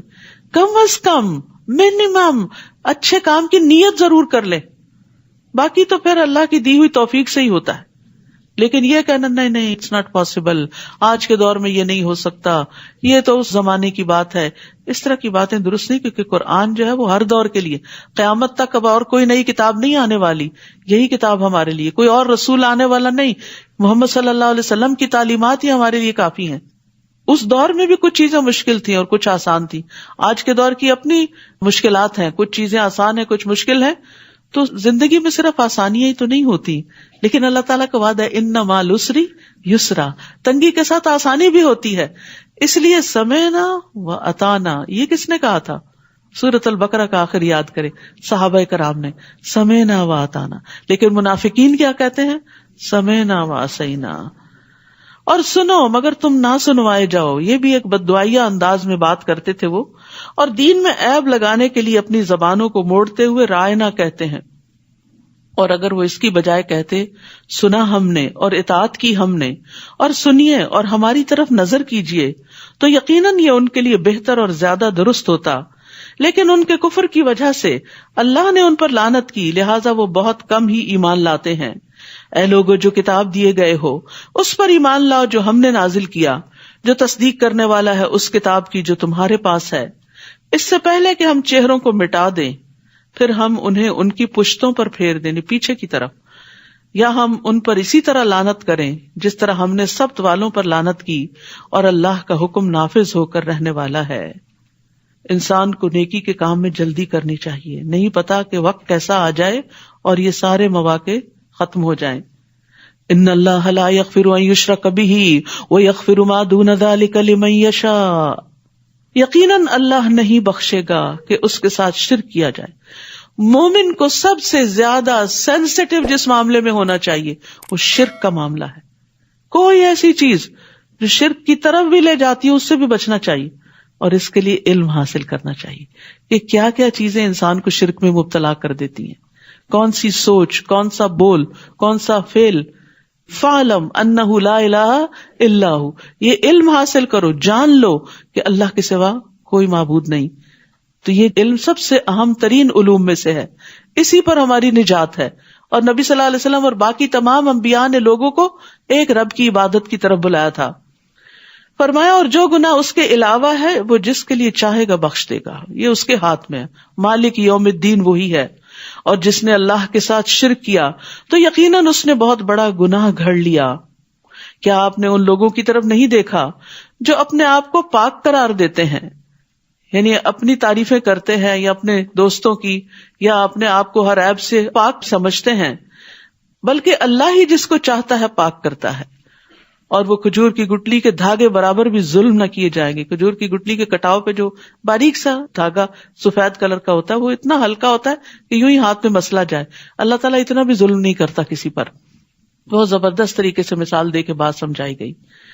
تو یاد رکھیے کہ اپنے آپ کو بری ذمہ نہ قرار دیں، اپنے آپ کو معصوم نہ سمجھیں، اپنے آپ کو پاک نہیں سمجھیں۔ یعنی اگر کسی نیکی کی توفیق ہو گئی یا گناہوں سے بچنے کی توفیق ہو گئی تو کسی خوش فہمی میں مبتلا نہ ہو۔ مومن اپنے نیک اعمال کے بارے میں ڈرتا رہتا ہے۔ یاد رکھیے خود کو بہتر سمجھنے والا شخص دھوکے میں ہوتا ہے، کیونکہ ہمیں نہیں پتا کہ جو اعمال ہم نے کیے ہیں ان کی قبولیت کا کیا درجہ ہے۔ دیکھیے وہ کس طرح اللہ پر جھوٹ گڑتے ہیں، اور اس جھوٹ کا کھلم کھلا گناہ ہونا ہی کافی ہے۔ کیا آپ نے ان لوگوں کی طرف نہیں دیکھا جو کتاب کا ایک حصہ دیے گئے، یعنی اہل کتاب ہیں، تورات اور انجیل ہے پاس، وہ جبت یعنی جادو اور طاغوت یعنی شیطان یا بتوں پر ایمان لاتے ہیں۔ یعنی انہیں تو اس چیز کا انکار کرنے کا کہا گیا تھا جبکہ وہ اس میں ملوث ہو گئے، اور کفر کرنے والوں کے بارے میں کہتے ہیں، یعنی قریش کے بارے میں، اہل مکہ کے بارے میں کہتے ہیں یہ لوگ ایمان والوں کی نسبت راستے کے اعتبار سے زیادہ ہدایت یافتہ ہیں۔ حالانکہ ہونا کیا چاہیے تھا، وہ کتاب والے تھے اور مسلمان بھی کتاب والے تھے، تو کتاب والوں کو کتاب والوں کا ساتھ دینا چاہیے تھا، تو اس کی بجائے انہوں نے مشرکین کا ساتھ دیا۔ تو یاد رکھیے کہ پچھلی قومیں بھی کتاب ہونے کے باوجود جادو اور خرافات اور شیطانی عمل کے پیچھے لگ گئی، اور آج بھی مسلمانوں کے اندر یہ خرابیاں پائی جاتی۔ اچھے بھلے سمجھدار لوگ ان چیزوں کے پیچھے چل پڑتے ہیں، تو اس سے بچنے کی ضرورت ہے کیونکہ یہ بھی کبیرہ گناہوں میں سے ہے۔ اولئک الذین لعنہم اللہ، یہی وہ لوگ ہیں جن پر اللہ نے لعنت کی۔ یاد رکھیے جادو کے ذریعے مسائل حل کریں گے تو الٹے مسائل میں پھنسیں گے، کیونکہ اللہ کی رحمت سے دور ہوں گے، اور جس پر اللہ لعنت کر دے تو آپ اس کے لیے ہرگز کوئی مددگار نہ پائیں گے۔ اس کی مدد پھر کون کرے گا؟ اس کا مسئلہ کون حل کرے گا؟ وہ تو مسائل کو بڑھانے کی دعوت ہے، یا ان کے لیے بادشاہت میں سے کوئی حصہ ہے، تب تو یہ لوگوں کو کھجور کی گٹلی میں سوراخ کے برابر بھی کچھ نہ دیں گے۔ یا وہ لوگوں سے حسد کرتے ہیں، یعنی مسلمانوں سے، اہل کتاب، اس وجہ سے جو اللہ نے انہیں اپنے فضل سے عطا کیا۔ کوئی شک نہیں ہم نے آل ابراہیم کو کتاب و حکمت دی، اور ہم نے انہیں بہت بڑی بادشاہت عطا کی، یعنی بنی اسرائیل کو۔ تو اب ان میں سے کوئی اس نبی پر ایمان لایا ہے اور کوئی اس سے رک گیا ہے، یعنی ایمان نہیں لایا، اور ایسے لوگوں کے لیے بھڑکتی ہوئی جہنم ہی کافی ہے۔ یعنی نبی کا نقصان کچھ نہیں، انہی کا نقصان ہوگا جو انکار کریں گے۔ بے شک وہ لوگ جنہوں نے ہماری آیات کا انکار کیا، ان قریب ہم انہیں آگ میں جلائیں گے۔ استغفر اللہ۔ جب بھی ان کی کھالیں پک جائیں گی ہم انہیں دوسری کھالوں سے بدل دیں گے تاکہ وہ چکھیں عذاب کو۔ بے شک اللہ بہت زبردست، بہت حکمت والا ہے۔ جہنم میں جہنمی کے جسم کی کھال 70 بالشت چوڑی ہو جائے گی، اتنی موٹی کھال ہوگی جو جلے گی۔ اور وہ اتنا موٹا ہو جائے گا, اتنا بڑا ہو جائے گا کہ کان کی لو سے کندھے تک کا فاصلہ 700 سال کے برابر, ایک ڈاڑھ احد پہاڑ کے برابر. یہ ان کا حال ہو جائے گا وہاں پھول پھول کے آگ سے. موٹاپا تو بذات خود ہی ایک عذاب ہوتا ہے, اور کہاں یہ کہ آگ اور اس کے اوپر سے اتنا موٹاپا اور پھر آگ میں جلنا. شرک اور اللہ کی نافرمانی اور کبیرہ گناہوں کا ارتکاب کوئی کھیل نہیں ہے, انسان کے لیے ہلاکت ہے ان چیزوں میں. اس لیے اپنی زندگی میں یہ توبہ کر لینی چاہیے. اور وہ لوگ جو ایمان لائے اور انہوں نے نیک عمل کیے, ہم ان قریب انہیں ایسے باغات میں داخل کریں گے جن کے نیچے سے نہریں بہتی ہیں, وہ ان میں ہمیشہ ہمیشہ رہنے والے ہیں. ان کے لیے ان باغوں میں انتہائی پاکیزہ بیویاں ہیں, اور ہم انہیں گھنے سائے میں داخل کریں گے. یاد رکھیے جہاں بھی جنت کی عورتوں کی بات آئی ہے پاکیزگی کی ساتھ ہی آئی ہے. تو ایک عورت کو پاکیزہ نگاہ ہونا چاہیے, پاکیزہ گفتگو کرنی چاہیے, اپنی عزت و عصمت میں پاکیزگی اختیار کرنی چاہیے, حرام چیزوں سے بچنا چاہیے. ان اللہ یأمرکم ان تؤدوا الامانات الی اہلہا, بے شک اللہ تمہیں حکم دیتا ہے کہ تم امانتیں ان کے اہل کے سپرد کرو, اور جب تم لوگوں کے درمیان فیصلہ کرو تو عدل کے ساتھ فیصلہ کرو. یعنی عہدے اور ذمہ داریاں صرف ان کو دو جو نبھانے کے اہل ہوں, اور اگر ان میں کوئی کانفلکٹ ہو جائے تو کسی ایک کے ساتھ فیورٹزم نہیں کرنا, انصاف سے فیصلہ کرنا ہے. بے شک یہ بہت ہی عمدہ نصیحت ہے جو اللہ تمہیں کر رہا ہے. اس سے جماعتیں اور آرگنائزیشنز اور قومیں اور ملک آگے بڑھتے ہیں جب لوگوں کے درمیان انصاف ہوتا ہے, جسٹس ہوتا ہے. بے شک اللہ خوب سننے والا خوب دیکھنے والا ہے. اے لوگو جو ایمان لائے ہو, اطاعت کرو اللہ کی اور اطاعت کرو رسول کی, اور ان کی جو تم میں سے اولو الامر یعنی صاحب اختیار ہیں, تمہارے ذمہ دار ہیں, تمہارے امیر مقرر کیے گئے ہیں. پھر اگر تمہارے مابین کسی چیز میں اختلاف ہو جائے تو اسے اللہ اور رسول کی طرف پھیر دو, اولو الامر کی طرف نہیں. اتحاد اللہ رسول کی بات پر ہی ہو سکتا ہے, ورنہ ایک اپنی شخصیت کی طرف لے جائے گا تو دوسرا اپنے کسی بزرگ کی طرف معاملے کو لے جائے گا, اور جھگڑے بڑھیں گے جیسا کہ ہو رہا ہے شخصیت پرستی کے نتیجے میں. اگر تم اللہ اور یوم آخرت پر ایمان رکھتے ہو یہ بہتر ہے اور انجام کے اعتبار سے زیادہ اچھا بھی ہے. تو عمومی ہدایت کیا ہے کہ اختلاف کی صورت میں فیصلہ اللہ اور رسول کی طرف لے جاؤ کہ وہ کیا حکم دیتے ہیں. اور یہاں حکمرانوں کی اطاعت کی اہمیت بھی پتہ چلتی ہے, لیکن ان کی اطاعت اللہ کی اطاعت کے مطابق ہی ہوگی, اللہ کی نافرمانی میں نہیں. اگر وہ گناہ کا حکم دیں تو ان کی بات نہیں مانی جائے گی. کیا آپ نے دیکھا نہیں ان لوگوں کی طرف جو دعویٰ تو کرتے ہیں کہ وہ اس پر ایمان لائے جو آپ پر اتارا گیا اور جو آپ سے پہلے اتارا گیا, مگر وہ چاہتے یہ ہے کہ وہ طاغوت کی طرف فیصلہ لے جائیں, یعنی اپنے بڑے سرداروں کی طرف, جبکہ بلا شبہ وہ اس کے کفر کا حکم دیے گئے تھے, اور شیطان چاہتا ہے کہ وہ انہیں گمراہ کر دے, دور کا گمراہ کرنا. اور جب ان سے کہا جاتا ہے کہ آؤ تم اس کی طرف جو اللہ نے نازل کیا اور آؤ رسول کی طرف, تو آپ منافقوں کو دیکھتے ہیں کہ وہ آپ سے رک ہی جاتے ہیں, وہ آپ سے فیصلہ نہیں لینا چاہتے. پھر کیا ہوتا ہے جب انہیں ان کے ہاتھوں کی کمائی کی وجہ سے کوئی مصیبت پہنچتی ہے, پھر وہ آپ کے پاس اللہ کی قسمیں کھاتے ہوئے آ جاتے ہیں کہ ہم نے تو صرف احسان اور موافقت کا ارادہ کیا تھا. تو یاد رکھیے گناہ مصیبتوں کا باعث بنتے ہیں. دوسری جگہ بھی آتا ہے وما اصابکم من مصیبت فبما کسبت ایدیکم ویعفو عن کثیر, اور تمہیں جو بھی مصیبت پہنچی تو وہ اس وجہ سے ہے جو تمہارے ہاتھوں نے کمایا, تمہاری اپنی غلطیاں ہیں, اور وہ بہت سی چیزوں سے درگزر کر جاتا ہے.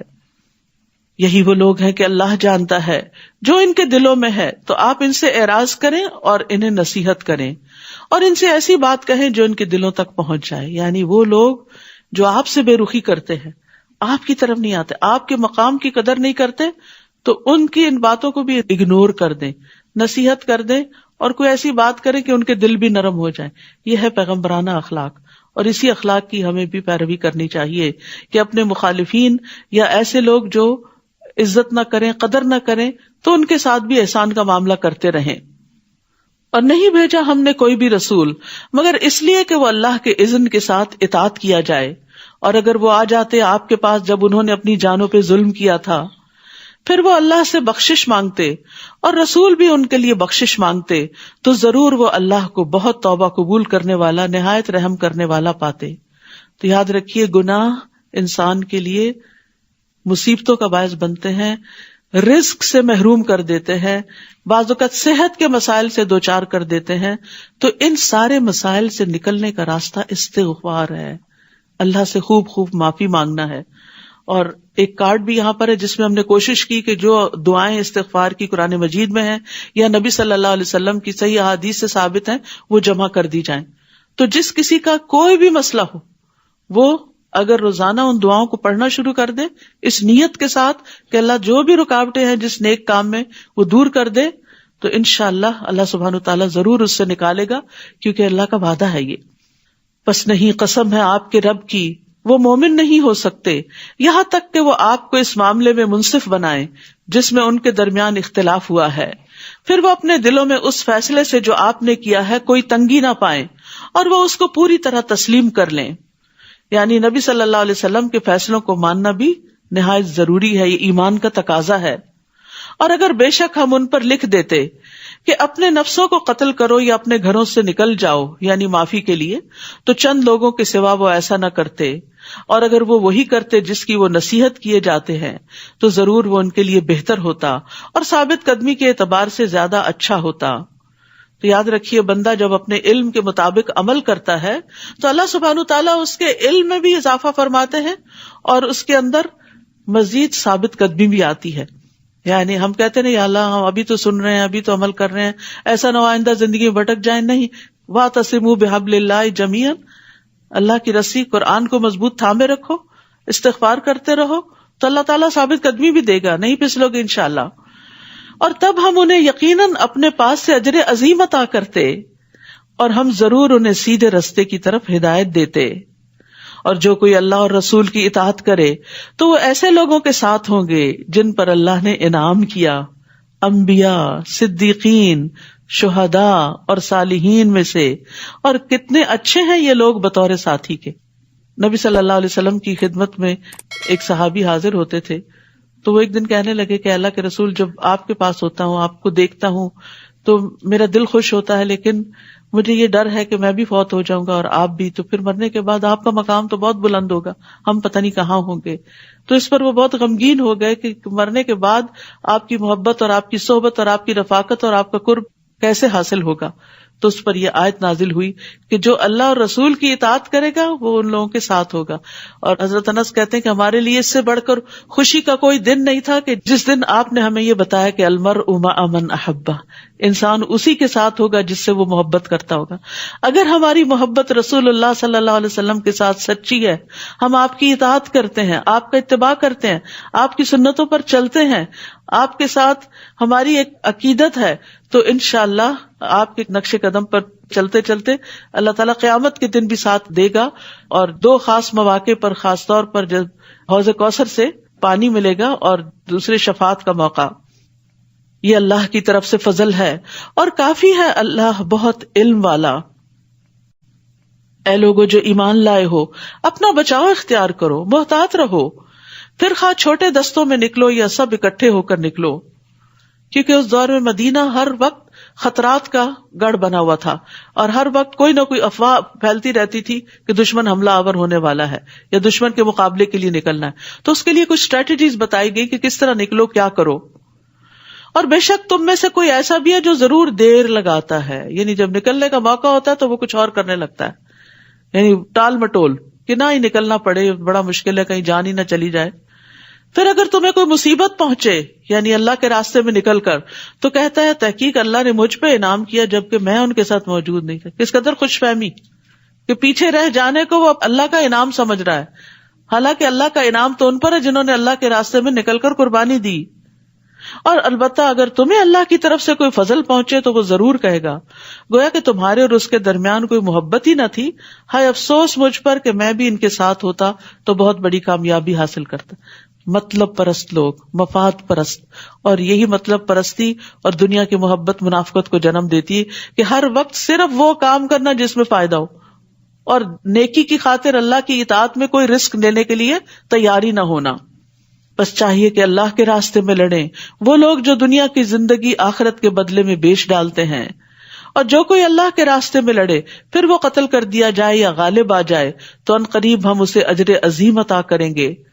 اور کیا ہے تمہیں کہ تم اللہ کے راستے میں نہیں لڑتے، حالانکہ مردوں، عورتوں اور بچوں میں سے جو کمزور ہیں، یعنی جو مکہ میں پیچھے رہ گئے، وہ کہتے ہیں اے ہمارے رب، ہمیں اس بستی سے نکال جس کے رہنے والے ظالم ہیں، اور ہمارے لیے اپنے پاس سے کوئی مددگار بنا دے۔ وہ لوگ جو ایمان لائے وہ اللہ کے راستے میں جنگ کرتے ہیں، اور وہ لوگ جنہوں نے کفر کیا وہ طاغوت کے راستے میں جنگ کرتے ہیں، یعنی ان کے مقاصد کچھ اور ہوتے ہیں۔ مومن صرف اللہ کے راستے میں ہی لڑتا ہے۔ بس تم شیطان کے دوستوں سے جنگ کرو، بے شک شیطان کی چال بہت کمزور ہے۔ کیا آپ نے دیکھا نہیں ان لوگوں کی طرف جنہیں کہا گیا تھا کہ اپنے ہاتھوں کو لڑائی سے روکے رکھو، یعنی جب مسلمان مکہ میں تھے، کمزور تھے، تو ان کو بدلہ لینے سے روک دیا گیا تھا، حالانکہ ان پہ بہت ظلم و ستم ہو رہے تھے۔ اور اس وقت کیا حکم تھا؟ اور نماز قائم کرو اور زکوٰۃ ادا کرو، یعنی عبادات بجا لاؤ، تمہارے اندر اسٹرینتھ پیدا ہوگی۔ مدینہ میں آ کر تو جب ان پر جنگ کرنا فرض کیا گیا، تب ان میں سے ایک گروہ لوگوں سے اس طرح ڈر رہا تھا جیسے اللہ سے ڈرتے ہیں۔ طبعی کمزوری ہے انسان کی، جنگ سے، موت سے، ان چیزوں سے ڈر لگتا ہے، یا اس سے بھی زیادہ سخت ڈرنا۔ اور انہوں نے کہا اے ہمارے رب، تو نے ہم پر جنگ کرنا کیوں فرض کر دیا؟ تو نے ہمیں ایک قریب کی مدت تک مہلت کیوں نہ دی؟ ابھی بھی ہم اتنے تیار نہیں ہیں، کیونکہ مدینہ پہنچتے ہی آپ کو معلوم ہے دوسرے سال تو جنگ بدر ہوئی، تیسرے سال احد ہوئی، پھر اس کے بعد احزاب ہوئی، اوپر نیچے مسلمان جو تھے وہ حالت جنگ میں ہی تھے۔ تو یہاں ان کو تیار کیا جا رہا ہے کہ تم اپنا دفاع کرنے کے قابل ہو جاؤ۔ اب کہہ دیجئے دنیا کا فائدہ بہت تھوڑا ہے اور آخرت اس کے لیے بہتر ہے جو تقوی اختیار کرے، اور تم دھاگے برابر بھی ظلم نہ کیے جاؤ گے۔ یاد رکھیے دنیا جتنی بھی مل جائے، قارون کے خزانے بھی ہوں، تو آخرت کے مقابلے میں بہت تھوڑی ہے۔ کاش یہ بات ہمیں سمجھ آ جائے۔ اس لیے ہم کسی بھی نیک عمل کا بدلہ دنیا میں چاہنے کی بجائے آخرت میں چاہنے لگیں، اور اگر دنیا میں کوئی چیز کسی نیک کام کی عوض نہیں بھی ملتی تو بھی اسی طرح خوش ہو جیسے کوئی چیز ملنے پہ انسان خوش ہوتا ہے۔ رسول اللہ صلی اللہ علیہ وسلم نے فرمایا، مجھے دنیا سے کیا، میری اور دنیا کی مثال تو اس سوار کی سی ہے جو تھوڑی دیر سایہ لینے کے لیے کسی درخت کے نیچے رکا، پھر اسے چھوڑ کر چل پڑا۔ لیکن انسانوں کی کمزوری ہے نا، انسٹنٹ ریوارڈ چاہتے ہیں، انسٹنٹ گریٹیفیکیشن چاہتے ہیں، ذرا سا کوئی کام کرے چاہتے ہیں بس لوگ ہمارا شکریہ ادا کریں، تعریفیں کریں، تب ہم آگے بڑھیں گے، اور اس کے بغیر کام کرنے کو تیار نہیں ہوتے۔ تو یہ چیز انسان کی ترقی کے راستے میں بہت بڑی رکاوٹ ہے۔ تو اسلام نے جو آخرت فیضر چھوڑا، اسے کہا یہاں تو تم دوڑ لگائے رکھو، آگے جب منزل پہ پہنچو گے سب کچھ تمہیں پورا پورا دے دیا جائے گا۔ تو اس لیے کبھی بھی لوگوں سے تعریف چاہنے کے لیے انتظار میں نہ رہیں، اور اپنے نیکی کے کام کو روکے نہیں، کرتے چلے جائیں، جس کے لیے کر رہے ہیں آپ کا اجر اس کے ذمہ ہے، اور وہ اپنا ذمہ خوب نبھائے گا۔ اینما تکونوا یدرککم الموت، جہاں کہیں بھی تم ہوگے موت تمہیں پا لے گی، یعنی دنیا میں ہمیشہ نہیں رہ سکتے، موت کی جگہ مقرر ہے، وہ اپنی جگہ پر خود ہی آ جائے گی، تم جہاں چاہو بھاگو، بھاگ کے بچ نہیں سکتے، اگرچہ تم مضبوط قلعوں میں ہی کیوں نہ ہو، کہیں بھی جا کے چھپو نہیں چھپ سکتے۔ فرشتے ہر چیز میں داخل ہو جاتے ہیں اور جان لے لیتے ہیں، اور اگر انہیں کوئی بھلائی پہنچتی ہے تو وہ کہتے ہیں یہ اللہ کی طرف سے ہے، اور اگر انہیں کوئی برائی پہنچتی ہے تو کہتے ہیں یہ آپ کی طرف سے ہے۔ کہہ دیجئے سب کچھ اللہ کی طرف سے ہے۔ تو ان لوگوں کو کیا ہے کہ وہ بات سمجھ ہی نہیں پاتے۔ آپ کو جو بھی کوئی بھلائی پہنچتی ہے وہ اللہ کی طرف سے ہے، اور جو کوئی برائی پہنچتی ہے تو آپ کے نفس کی طرف سے ہے، اور ہم نے آپ کو لوگوں کے لیے رسول بنا کر بھیجا ہے، اور کافی ہے اللہ گواہ، یعنی اللہ کی گواہی یا اللہ کا گواہ ہونا کافی ہے۔ جس نے رسول کی اطاعت کی تو در حقیقت اس نے اللہ کی اطاعت کی، اور جس نے منہ موڑ لیا تو ہم نے آپ کو ان پر نگران بنا کر نہیں بھیجا۔ اور وہ کہتے ہیں اطاعت کریں گے، پھر جب وہ آپ کے پاس سے نکلتے ہیں تو ان میں سے ایک گروہ رات کو اس کے برخلاف مشورہ کرتا ہے جو آپ کہتے ہیں۔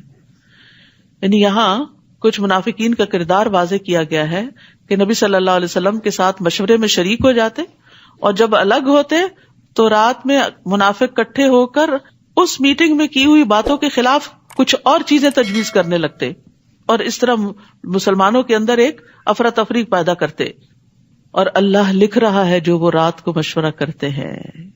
یاد رکھیے المجالس بالامانہ، مجلس سے امانت ہوتی۔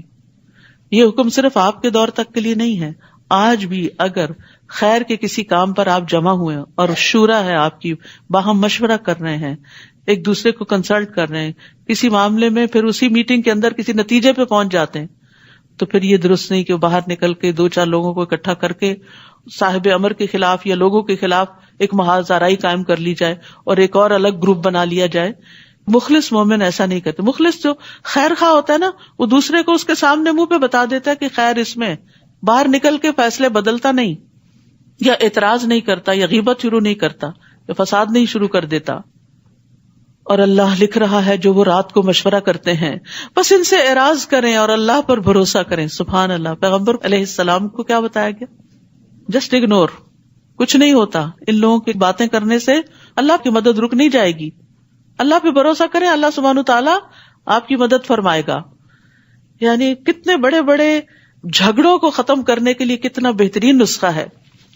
ورنہ انسان ایسی حرکت کرنے والوں کو کہ ہمیں پتہ چل گیا جو تم نے کی، کیونکہ بیچ میں کچھ پھر ان کے ساتھ بھی دھوکہ دینے والے ہوتے ہیں. وہ آ کے پھر شکایت کرتے ہیں، وہ فلان جگہ آپ کے خلاف یہ باتیں ہو رہی تھی، پھر آپ ان کو بلاتے ہیں، آپ نے یہ کی تھی، وہ کہتے ہیں ہم نے نہیں کی. فساد کا ایک لامتناہی سلسلہ شروع ہو جاتا. ایسی باتوں کی نہ تحقیق کرنی چاہیے، نہ ان کے پیچھے پڑنا چاہیے. اللہ کے سپرد معاملہ کر دینا چاہیے کہ یا اللہ تجھ پہ توکل کر کے یہ فیصلہ کیا ہے، اب تو ہی اس کا بہترین نتیجہ نکال. اور کافی ہے اللہ کارساز. وَكَفَى بِاللَّهِ وَكِيلًا أَفَلَا يَتَدَبَّرُونَ الْقُرْآنَ. کیا بھلا وہ قرآن میں تدبر نہیں کرتے؟ اگر یہ اللہ کے علاوہ کسی اور کی طرف سے ہوتا تو ضرور وہ اس میں بہت زیادہ اختلاف پاتے، لیکن قرآن کے بعض احکام بعض کی تائید کرتے ہیں. یعنی قرآن میں غور و فکر کرنے والا، گہرائی میں جانے والا اچھی طرح یہ بات سمجھتا ہے کہ قرآن اللہ ہی کی طرف سے ہے. اور جب ان کے پاس امن یا خوف میں سے کوئی معاملہ آتا ہے تو وہ اسے پھیلا دیتے ہیں. مدینہ میں چونکہ طرح طرح کے حملوں کی خبریں آتی رہتی تھی تو منافقین اس میں آگے آگے ہوتے تھے، اور وہ کیا کرتے؟ خوب افواہیں پھیلاتے تھے. اور اگر وہ اسے رسول اور اپنے میں سے اولو الامر صاحب اختیار کی طرف لوٹاتے تو جو ان میں سے اس کا نتیجہ نکال لاتے ہیں وہ ضرور اس کی حقیقت جان لیتے. اور اگر تم پر اللہ کا فضل اور اس کی رحمت نہ ہوتی تو سوائے چند ایک کہ تم سب ضرور شیطان کی پیروی کرتے.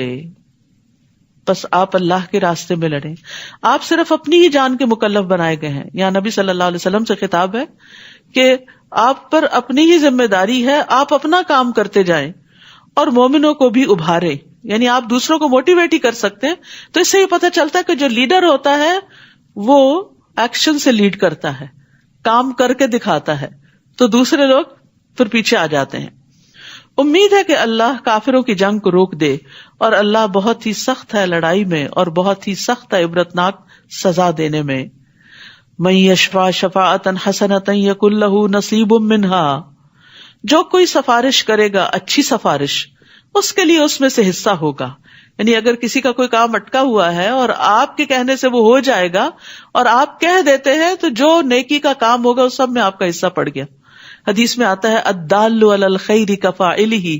نیکی کی طرف رہنمائی کرنے والا بھی ایسا ہی ہے جیسا اس کو کر لینے والا. تو خیر کے کام نہ صرف یہ کہ خود کریں بلکہ دوسروں کو بھی ابھارتے رہیں اور دوسروں کو بھی موٹیویٹ کریں کہ وہ خیر میں تعاون کریں. تعاونوا علی البر والتقوی ولا تعاونوا علی الاثم والعدوان. نیکی اور تقوی کے کاموں میں ایک دوسرے سے تعاون کرو، اور ولا تعاونوا علی الاثم، گناہ کے کام، والعدوان اور زیادتی کے کاموں میں ایک دوسرے کا ساتھ نہ دو بلکہ ایک دوسرے کو روکو اگر کوئی کسی کے اوپر زیادتی کر رہا ہے.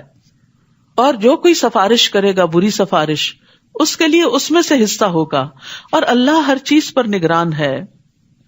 تو اچھی سفارش سے لوگوں کے کام بن جاتے ہیں، لوگوں کے بیچ میں صلح ہو جاتی ہے، اور بری سفارش چغل خوری جیسا عمل ہوتا ہے اور اس سے فسادات پھیلتے ہیں. وَإِذَا حُيِّيتُم بِتَحِيَّةٍ فَحَيُّوا بِأَحْسَنَ مِنْهَا أَوْ رُدُّوهَا. اور جب تم دعا دیے جاؤ کوئی دعا تو تم بھی اس سے زیادہ اچھی دعا دو یا اسی کو لوٹا دو. بے شک اللہ ہر چیز پر خوب حساب لینے والا ہے. حساب لینے والا، جی اس کا مطلب یہ کہ جو تمہارے ساتھ احسان کرے اس کے ساتھ تم بھی احسان کرو. حتیٰ کہ اگر کوئی تمہیں دعا دیتا ہے تو بدلے میں دعا دو. اور یہاں خاص طور پر اشارہ ہے سلام کرنے کا. یعنی اگر تمہیں کوئی سلام کرتا ہے تو تم بھی وعلیکم السلام کہو. یاد رکھیے سلام پھیلانا سلامتی ہے. آپ نے فرمایا سلام پھیلاؤ تم سلامت رہو گے. بڑے بڑے جھگڑوں فتنوں سے بچ جاؤ گے. گھر کی زندگی کے اندر بھی اگر گھر والے شوہر بیوی کو صبح اٹھ کے، بیوی شوہر کو، بچوں کو، سب ایک دوسرے کو سلام کرتے ہیں، جب گھر سے نکلتے ہیں سلام کر کے جاتے ہیں، واپس آتے ہیں سلام کرتے ہیں، تو گھر کی فضا میں خوشی پیدا ہو جاتی ہے اور سب دعائیں دیتے اور لیتے ہوئے جا رہے ہوتے ہیں، تو اس سے انسان کے اندر سلامتی بھی آتی ہے. سلام جو ہے یہ مغفرت کو واجب کرنے والا عمل ہے، نیکیوں کا باعث ہے. یعنی صرف السلام علیکم کہنے سے 10 نیکیاں، ورحمۃ اللہ کہنے سے 20، وبرکاتہ کہنے سے 30، اور آپس میں محبت بڑھانے کا ذریعہ ہے. جہاں آپ محبتوں کی کمی دیکھتے ہیں اس نسخے کو پلے باندھ لے، سلام کی کثرت کر دے، محبت پیدا ہو جائے گی، کیونکہ کمیونیکیشن شروع ہو جاتی ہے نا. رسول اللہ صلی اللہ علیہ وسلم نے فرمایا تم جنت میں داخل نہیں ہو سکو گے جب تک ایمان نہ لاؤ، اور تم ایمان نہیں لا سکتے جب تک آپس میں محبت نہ کرو. کیا میں تمہیں ایسی بات نہ بتا دوں کہ جب تم اس پر عمل کرو گے تو تمہارے درمیان محبت پیدا ہو جائے گی.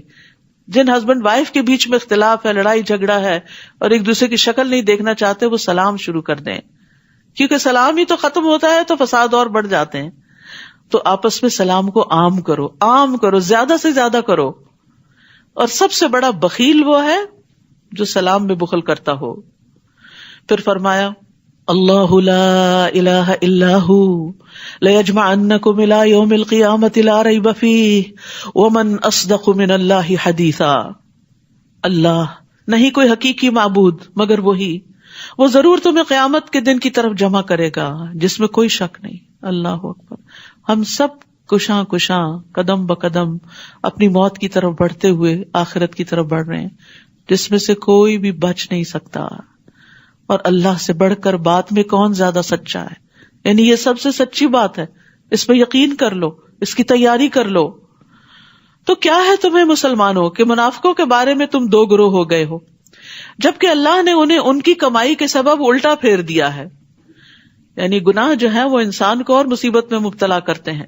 کیا تم چاہتے ہو کہ تم انہیں ہدایت دو جنہیں اللہ نے گمراہ کر دیا، جن کے دل ٹیڑھے ہو گئے؟ اور جسے اللہ گمراہ کر دے تو تم ہرگز اس کے لیے کوئی راستہ نہ پاؤ گے.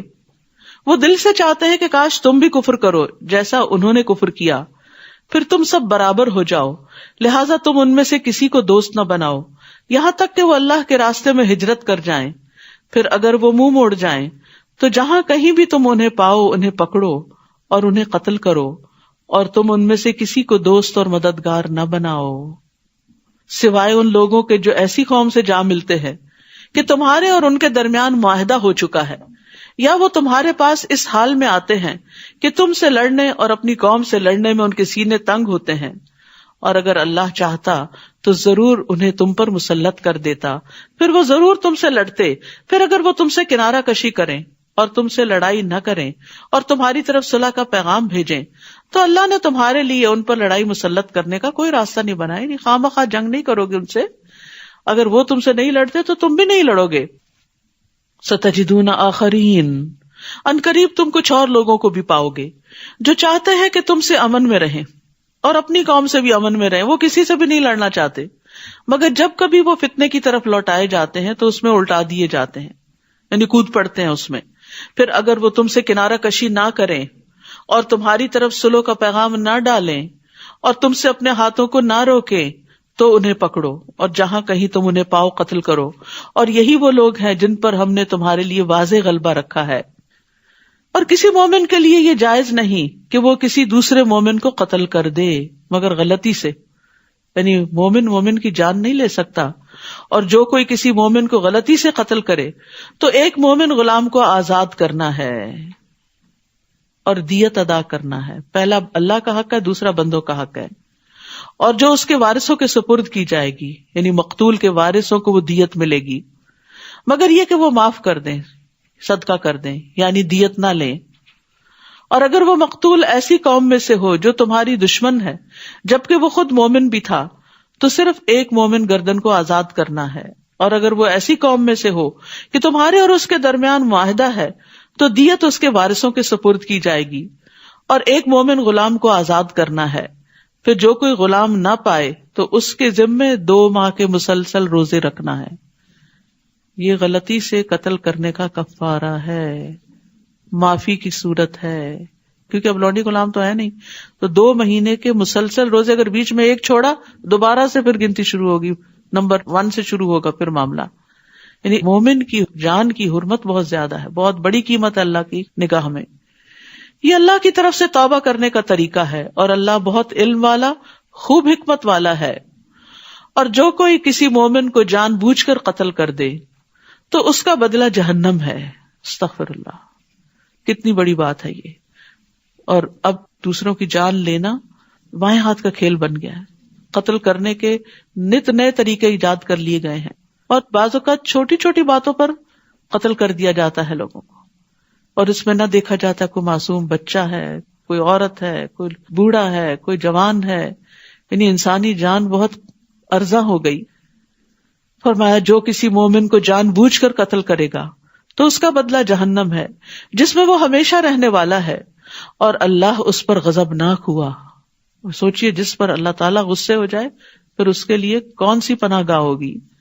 اور اس پر لعنت کی، اور اس نے اس کے لیے بہت بڑا عذاب تیار کر رکھا ہے.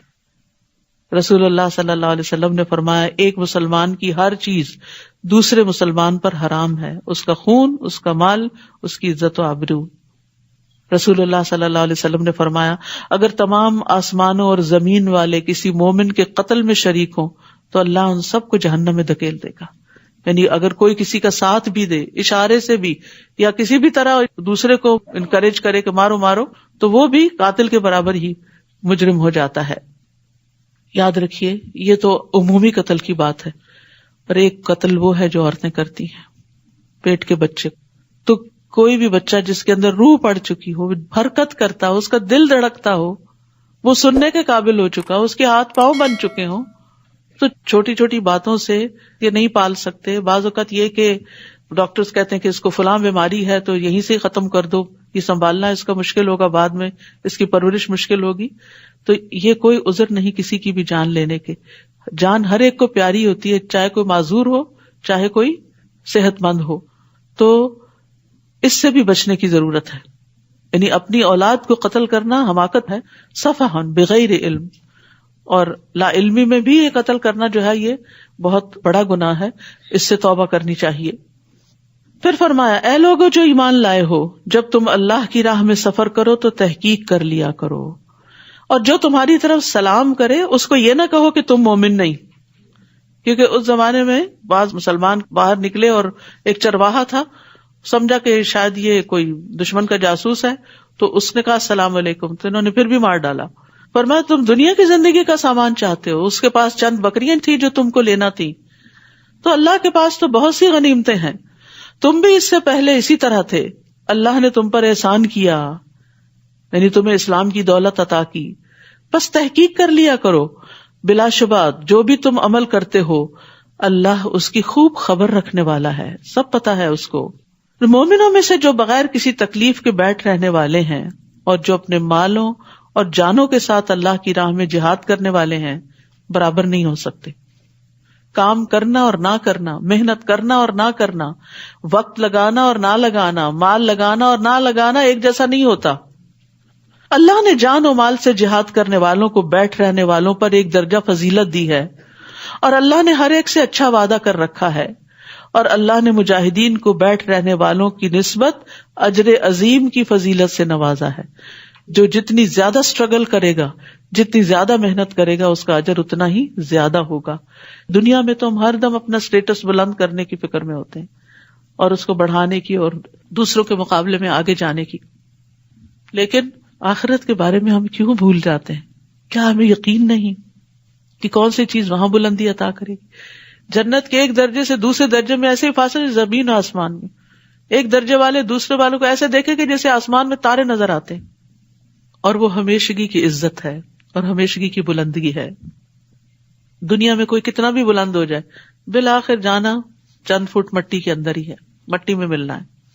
دنیا میں بے شمار بادشاہ آئے، بڑے بڑے مالدار لوگ آئے، بڑے بڑے کارنامے کرنے والے، آج کس کو یاد ہے ان کے نام؟ کس کو پتا ہے ان کی قبریں کہاں ہیں؟ یہ تک نہیں پتا، الا ماشاء اللہ.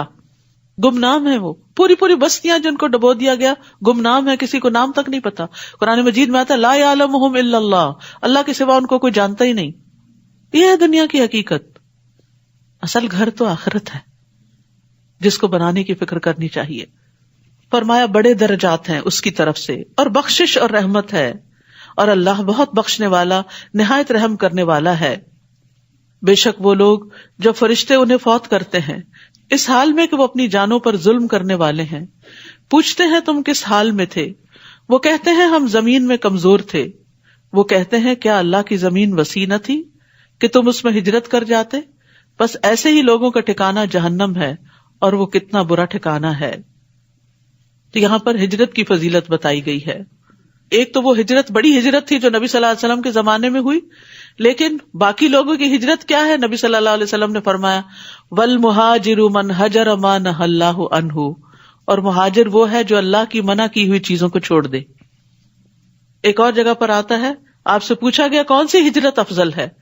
آپ نے فرمایا ایسے شخص کی جو اللہ کے حرام کردہ امور کو چھوڑ دے، غلط زندگی کو چھوڑ دے، غلط کاموں کو چھوڑ دے.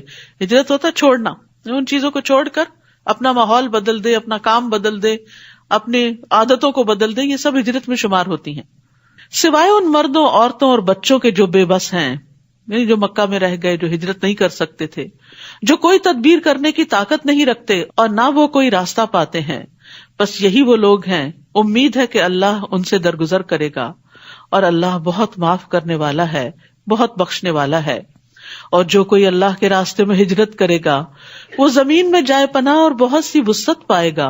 اور جو اپنے گھر سے اللہ اور اس کے رسول کی طرف ہجرت کرتے ہوئے نکلا پھر اسے موت آ گئی تو یقیناً اس کا اجر اللہ کے ذمہ ہو گیا، اور اللہ بہت بخشنے والا نہایت رحم کرنے والا ہے. اور جب تم زمین میں سفر کرو تو تم پر کوئی گناہ نہیں کہ تم نماز میں قصر کر لو، اگر تمہیں خوف ہو کہ کافر تمہیں ستائیں گے، یعنی خوف کی حالت میں خاص طور پر. لیکن اس کے بعد جب خوف کی حالت ختم بھی ہو گئی تو جنگ کے علاوہ بھی جو عام امن والا سفر ہے اس میں بھی نماز کو آدھا کرنے کی اجازت ہے، رخصت ہے. فرمایا ان الکافرین کانوا لکم عدوا مبینا، یقیناً کافر تمہارے کھلے دشمن ہیں. تو یہاں قصر نماز کی مشروعیت کا ذکر ہے. حضرت عائشہ کہتی کہ جب اللہ نے نماز فرض کی تو وہ 2 رکعت فرض تھی، یعنی ابتدا میں نماز تھی 2 رکعت یعنی قصر والی، پھر حضر کی صورت میں اسے مکمل کر دیا، 4 کر دیا، اور سفر کی نماز کو پہلے فریضے پہ قائم رکھا. یہ اللہ کی طرف سے ایک صدقہ ہے جسے قبول کرنا چاہیے. نبی صلی اللہ علیہ وسلم سفر میں روزہ رکھتے بھی تھے اور چھوڑ بھی دیتے تھے، اور 2 رکعت نماز پڑھتے تھے اور اس کو چھوڑتے نہیں تھے، یعنی فرض کی 2 رکعتوں سے زیادہ نہیں پڑھتے تھے. مغرب کے 3 ہی ہوتے ہیں اور وتر بھی ہوتے ہیں. ایک اور سوال کے جواب میں نبی صلی اللہ علیہ وسلم نے اپنے تمام سفروں میں نماز قصر کی ہے، اور آپ سے کبھی یہ ثابت نہیں ہوا کہ آپ نے سفر میں مکمل نماز ادا کی، چاہے وہ جنگ کا سفر تھا یا امن کا سفر تھا، حج کا سفر تھا یا عمرے کا تھا. ابن عباس کہتے ہیں ہم مکہ اور مدینہ کے درمیان رسول اللہ صلی اللہ علیہ وسلم کے ساتھ سفر کر رہے تھے، ہمیں اللہ عز و جل کے سوا کسی کا خوف نہیں تھا، کسی دشمن کا خوف نہیں تھا، مگر ہم 4 رکعتوں کو 2 رکعتیں ہی پڑھتے رہتے تھے. صلاۃ الخوف کا طریقہ. پھر فرمایا اور جب آپ ان میں موجود ہوں پھر آپ ان کے لیے نماز قائم کریں، یعنی جنگ کی حالت میں، تو چاہیے کہ ان میں سے ایک جماعت اپنے ہتھیار لے کر آپ کے ساتھ کھڑی ہو، اور چاہیے کہ وہ اپنا اسلحہ پکڑے رکھیں. پھر جب وہ سجدہ کر چکیں تو چاہیے کہ وہ آپ کے پیچھے آ جائیں، اور دوسری جماعت جس نے ابھی نماز نہیں پڑھی وہ آ جائے. پھر وہ آپ کے ساتھ نماز ادا کرے، اور وہ اپنا بچاؤ اور اپنا اسلحہ پکڑے رکھے. جنہوں نے کفر کیا وہ تو یہ چاہتے ہیں کاش تم اپنے اسلحے اور اپنے ساز و سامان سے غافل ہو جاؤ تو وہ تم پر یکبارگی حملہ کر دے، اور اگر تمہیں بارش کی وجہ سے کوئی تکلیف ہو یا تم بیمار ہو تو تم پر کوئی گناہ نہیں کہ تم اپنا اسلحہ اتار کر رکھ دو اور اپنا بچاؤ لیے رکھو، بے شک اللہ نے کافروں کے لیے رسوا کن عذاب تیار کر رکھا ہے. اس سے یہ پتہ چلتا ہے کہ تمام حالات میں انسان کو تیار رہنا چاہیے، ایون نماز خوف میں بھی احتیاط لازم ہے. اور اس ساری بات سے سوال یہ پیدا ہوتا ہے کہ اب عمومی طور پر اس آیت پر عمل نہیں ہوتا تو اس سے پتہ کیا چلتا ہے کہ نماز کتنی اہم ہے. ایون اگر دشمن سر پہ کھڑا ہے نماز کا وقت آگے پھر بھی ادا کرنی ہوگی، چلتے بیٹھے سواری پر جس بھی حال میں، جماعت سے بغیر جماعت کے، کیونکہ ان الصلاۃ کانت علی المؤمنین کتابا موقوتا.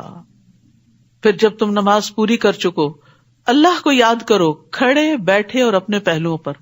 نماز کے بعد بھی اذکار کرو، پھر جب تم اطمینان میں آ جاؤ تو پوری نماز ادا کرو، بے شک نماز مومنوں پر مقررہ اوقات پر فرض ہے، یعنی وقت کی پابندی ضروری ہے.